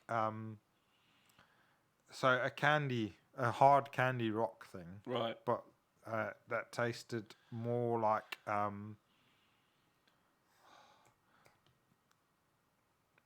I was going to say something more like as if you had like a meaty flavoured one. So maybe like chicken flavoured candy, hard candy. Okay. Yeah. But like slightly salty chicken. Salty chicken? Yeah. Okay. Well, you've heard it here first, everyone. Salty chicken. Cypher the Fallen, thank you for subscribing. Appreciate that loads. Thank you to everyone who subscribed. Tomb King Tristan says it's fucking cool and it's got an A++ taste. So what would you give it, Nathan, out of 14? Yeah, I like the model a lot actually. So I'll. Did it have a story? No. I'll give it. They're 12. not in the game, are they? They're dead. They deleted the mate. 12, just because the model's super cool. 12. Okay, so that would mean that the winners, I'm pretty certain, is the Sphinx, the Necrosphinx, not in the game, and the Zombie Dragon. Okay, so those are the. Oh, I'll drop that bit too heavily. So those are the two winners from Nathan Prescott's Monster Hunter of both Death and Order, and then next week or at some other predetermined time, we will roll them off in a combat royale. If everyone's interested in that, cool. You cool with that? Yeah. All right, nice. Let's do that. I'm pretty certain I can get a Tomb King. I know a fella called Jim who's got one, but it might be on a square base. Not a Tomb King, a Necrosphinx. So sourcing them is tougher nowadays. Yeah. But okay. The War Hydra. I don't think it's the War Hydra. That didn't do too well, did it? Where did it do? It's the Leviathan and the Bastillodon. Yeah. And it's the Zombie Dragon and the Necrosphinx. I'm not had to say that for a while. Keep forgetting its word. So there you go. There you go. So we'll battle them against each other in Nathan Prescott's Monster Hunter Coliseum Battle Arena. Cool. Sounds like a grand place. Yeah, well, actually, it was really interesting. So I was speaking to Mr. Lee Bromley, who was at an event this weekend, and he said that there was a side tournament that was on in the evening, which sounded really fun. So I want to give it some mad props on the show. So one of the things that happened was you're allowed to take a hero that was under 200 points or less, and then you started like quite close to each other, and then you basically just played out a battle. You could do your magic, shooting, everything. and it was just a Coliseum arena, so one person would play against one person, and it was just like a ladder knockout match. And I'm pretty certain it was. I don't want to spoil the results, but what do you think of that? How does that sound? Well, they sound fun. I think I've seen that before a couple of times. They did a similar sort of thing at Realms at War once. Was different rule set, and then I think at one of the South Coasts they did that one on the Friday evening. On the Saturday evening they had like a hero knockout thing, which was fun. Yeah, really fun. So the final of this match, because it was 16 people who played, so I'll let you know, go to the semi-final. Okay. So it was a hunter versus a rune lord. Oh, yeah. sweet. And then it was a white king versus a regent, an eternity warden versus a loon boss, and a beast lord versus an executioner. And then it was the semi-final was an eternity warden versus the icebrow hunter, and the hunter won. So that was the final. Wow. Yeah, icebrow hunter won it. Won the whole thing. Oh, that's great. But that sounds really fun. And he was like, "Can you please mention it on the show?" And I was like, "Absolutely," because it sounds like he had a blast. And he said it was really fun, and he got loads of people together. And he said it would be really fun for us to try to organise on the show. So we'll try and do something like that. Which I think that sounds really fun.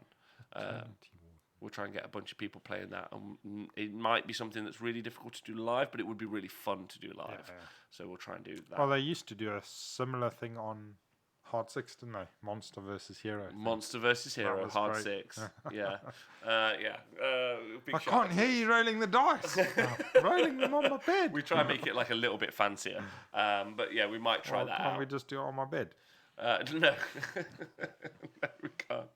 All right, so we got 10 minutes before we got to go. So Twitch chat, you got any questions for us? Would like to see what you guys have got to ask us. Nathan, you got anything to add? Any questions you want to get out there? No. Have you had any games this week? I've got no games this week. No. As you've seen, I've been stuck to that computer writing notes. Have I had any games this week? No. No. Last week I did many travels. Oh, wait. I don't think I've had any games. No, I haven't. Hi, Jonathan Adams. Did you do the Bone Giant Hawkeye? No, we didn't do the Bone Giant. Bone Giant's no longer in the game, right? We only gave one non-unit in the game a go, and it made it through. And it won. I want a new poll on Twitch. The Speckles Rubbish one has been up for a year, says Heywo. Okay. What does the Twitch chat think the new quiz on the show should be when you log in? A new poll. What? We've got a poll. Yeah, we've got a poll. Next question we've had in. Well, I suppose we could do one every week. What, a new quiz every week? Well, not a new quiz, just like there's just a poll. Yeah, we can announce the results. That's something people do. What was the other poll? Is Speckles rubbish at Warhammer? Conclusively, the answer is correct.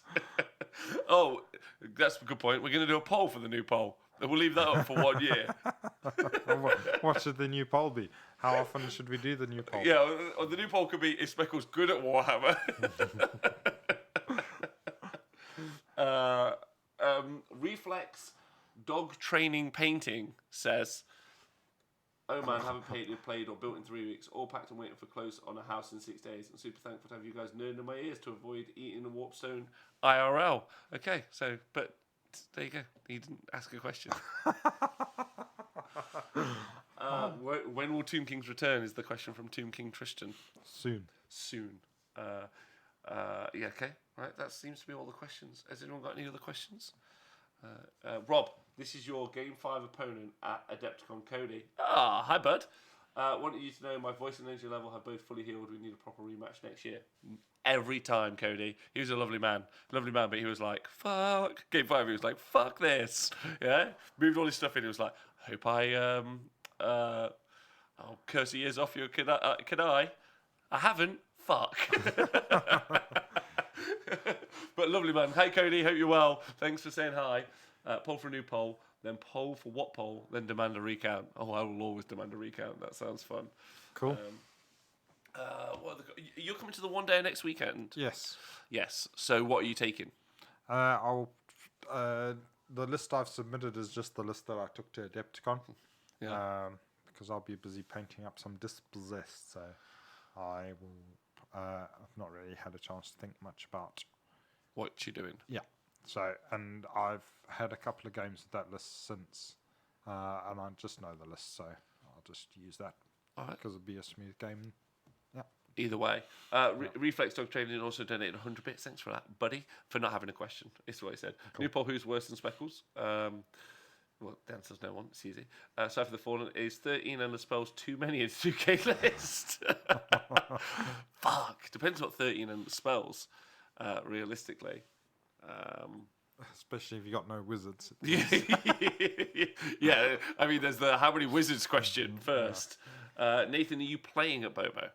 That's a question you've been asked. No, I'll be joining you on behind the screen or whatever. The screens and scenes. In front of the camera, occasionally. You will. While also being head judge?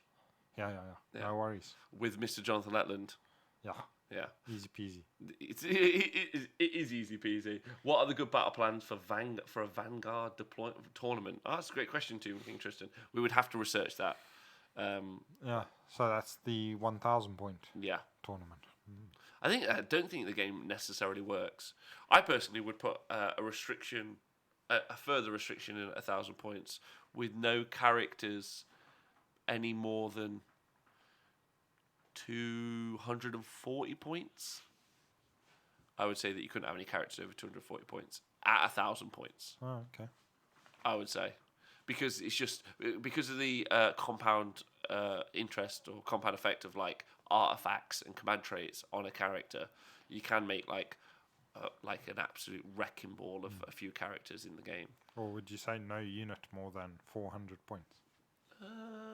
Yes, or something like that. Or no unit more than 300 points. Maybe no unit more than 300 points. But I would add in those restrictions. Otherwise, it's just a little bit too... I think also if you play in 1,000 points, often, I would say there's a lot of new people or a lot of new groups do 1,000 points. And so 1,000 points is fairly easy to be abusable at. And so you probably want interactions. You want people moving units and like learning their rules quite well, as opposed to just like picking up a big thing and going kicking ass. So and also to avoid Death Stars, which is not really a term that really applies in Age of Sigmar, but to apply like killer units, I probably would put a restriction on the unit points as well of 300 points. Let's just pick that. It's arbitrary. I haven't really researched it, but I think that seems quite healthy. So how many games is he looking at playing? Maybe like 3 or 4. Yeah. So I would say I'd say you could play 4,000 point games in a day, maybe 5. I'd say. Nathan, you have read the Dispossessed teasing the Fireside's Back Dome, haven't you? Yeah. And how do you feel? Excited. Yeah, it's going to be good. I'm hoping for a lot of people are hoping for combined book, which I wouldn't mind. There might be a combined book, a bit like the Firestorm book, where you've got like. What? Because of the Dwarven meetup? Yeah. Oh, that's clever. That would be cool. And then they're talking about possibly a new Dwarven bloodline. That would be more. That would be a different Dwarven thing, which would be interesting. What would you like to see? But because they expanded Fire Slayers. Yeah. And they expanded the kind of trade element, kind of mechanized part of it with Caradron. Yeah. So I think I'd just hope that they're more concentrated on the Dispossessed and just expanded that range maybe combining them with the Ironworld Arsenal a bit maybe. Do you not feel that that's basically what Caradron is?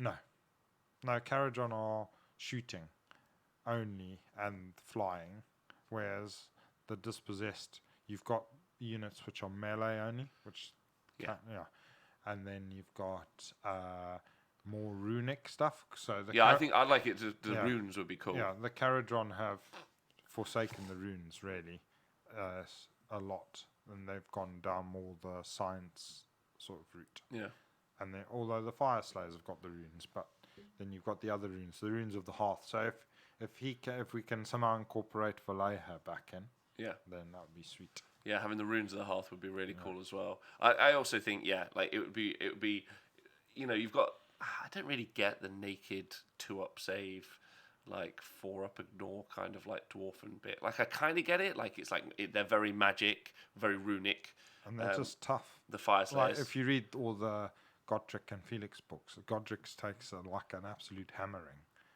but then he's like the guy from Die Hard. You don't doesn't die. He just like gets up. He's got an eye missing, ear, half an ear's but gone. Wouldn't that be blood representative? everywhere, That's representative in wounds as opposed to like armor, right? Well, it's just toughness. How do you represent toughness? The toughness is, I would say toughness is in wounds, and I would say like equipment is your armor save. That I know that sounds. I know that obviously isn't true. Looking at witch one elves and other person stuff. says potato and one person says. Well, the whatever. 4-up shrug So is. Yeah. So it is like that's where it's represented in the 4-up shrug or the. Yeah, the 4-up shrug or bit. the extra wound, Yeah. or you just increase their save. I mean, it's a save. It's not a. It doesn't say armor save. It's a save. It's true. Yeah. That's true. That's It true. just represents their toughness, their ability to regenerate or Get in there. take a punch. Get in there. Some people have got a glass chin and some don't. Thanks for that, bruv. What Some does people that also have legs and not have legs. Can we have an Honest War Game of Battle Royale? No problem. Mr. Kapowski, thanks for subscribing for 6 months in a row. I think that I hadn't thought about the new Dwarven Bloodline. That sounds actually quite fun. I'm hoping that somehow Gringy maybe takes an elite force, goes and fucks up Nagash and gets Valleja and rescues her. Oh, really? That's my hopes and wishes and dreams. But there you go.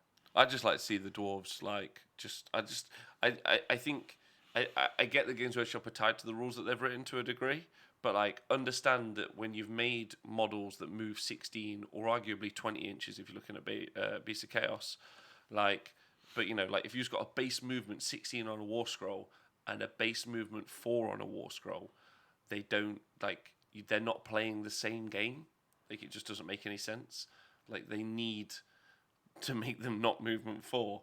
Like understand that they've given away the yard. Like and they need something like whether or not it's like an allegiance. Like keep it as movement 4 on the War Scroll. Yeah, just nut up and just admit to yourself that you've made a mistake and just go. Because again, you're not going to reduce the speed of like Enlightened, right, or in Skyfires or anything like that. You'd just go, okay, cool. Then dwarves, because of their powerful momentum in their allegiance ability, always add +4 to their movement, so their movement 8 or something. That's fine. Like, you know, and then when they advance, they add an extra 4. So, you know, they can advance 12 inches up the board, but they're not charging. Yeah. You know, and then Nurgle is still 3 times faster than them and can charge. Yeah. I just don't think movement 4 combat will ever work because it can't really, because the other guy's got like 4 turns to decide whether or not. Yeah, they can get around it if they need to, but I think if they can make it, I'm less worried about the movement 4 versus the movement 16 because it's an objective game. So you know, just move towards the objective. You know where the points. What did you call them? Points of engagement. Yeah. That's actually not my term. That's the wonderful Mr. Darren Watson. So that it does with the fact that there's objectives. It does concentrate where you think. But if you can get those dudes at least to those points, that's your main thing. So you want like transports. So like what the carriage have got, or you want a tunneling mechanism or. Little diggers. Yeah, somewhere where you can at least get close to those points, and then from there, then it doesn't matter if your movement. Yeah, you can then fight around those points. Yeah, but what we're saying is that's what I'm saying. Add some mechanics so that they can get to the fights. Yeah. Like if you're like if they're resolutely like we're going to stick movement 4 on the War Scroll, like cool. Add in every single like unit has got one little fella in who's a miner, and his special ability is that you're able to always transport them an extra 6 inches or you know something.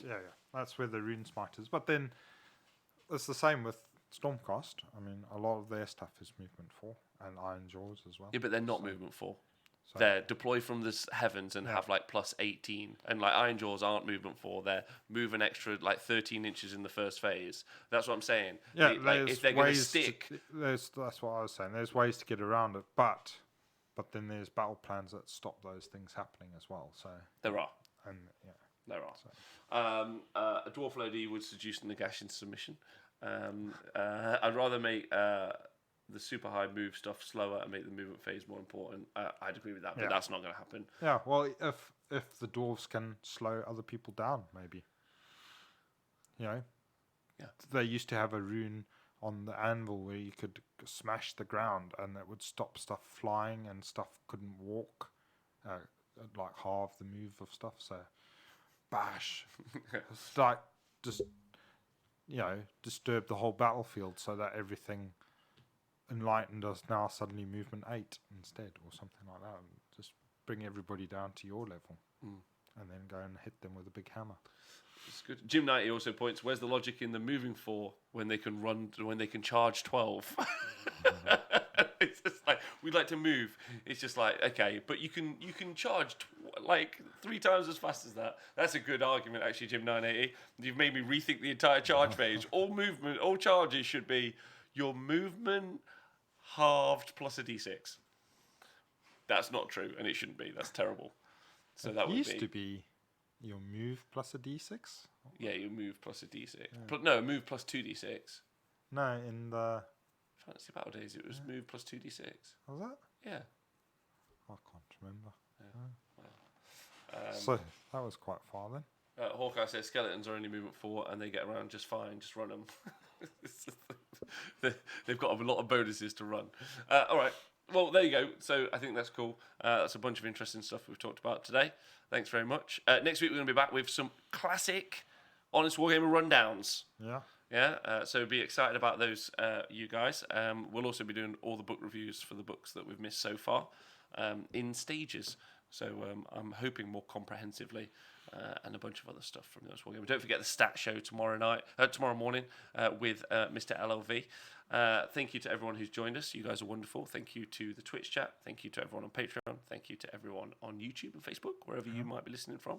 Nathan, thanks for being on the show. Thank you. Later tonight, we've got Dispossessed Dan. Yes. Chatting about the Wet Coast, whatever that is. The Wet Coast. You guys should check that out because he's hilarious and totally worth checking out. So join us. Where is the Wet Coast? What is the Wet Coast? It's a tournament he was at. It was called. It was the West Coast, but it's very wet, so they called it the Wet Coast.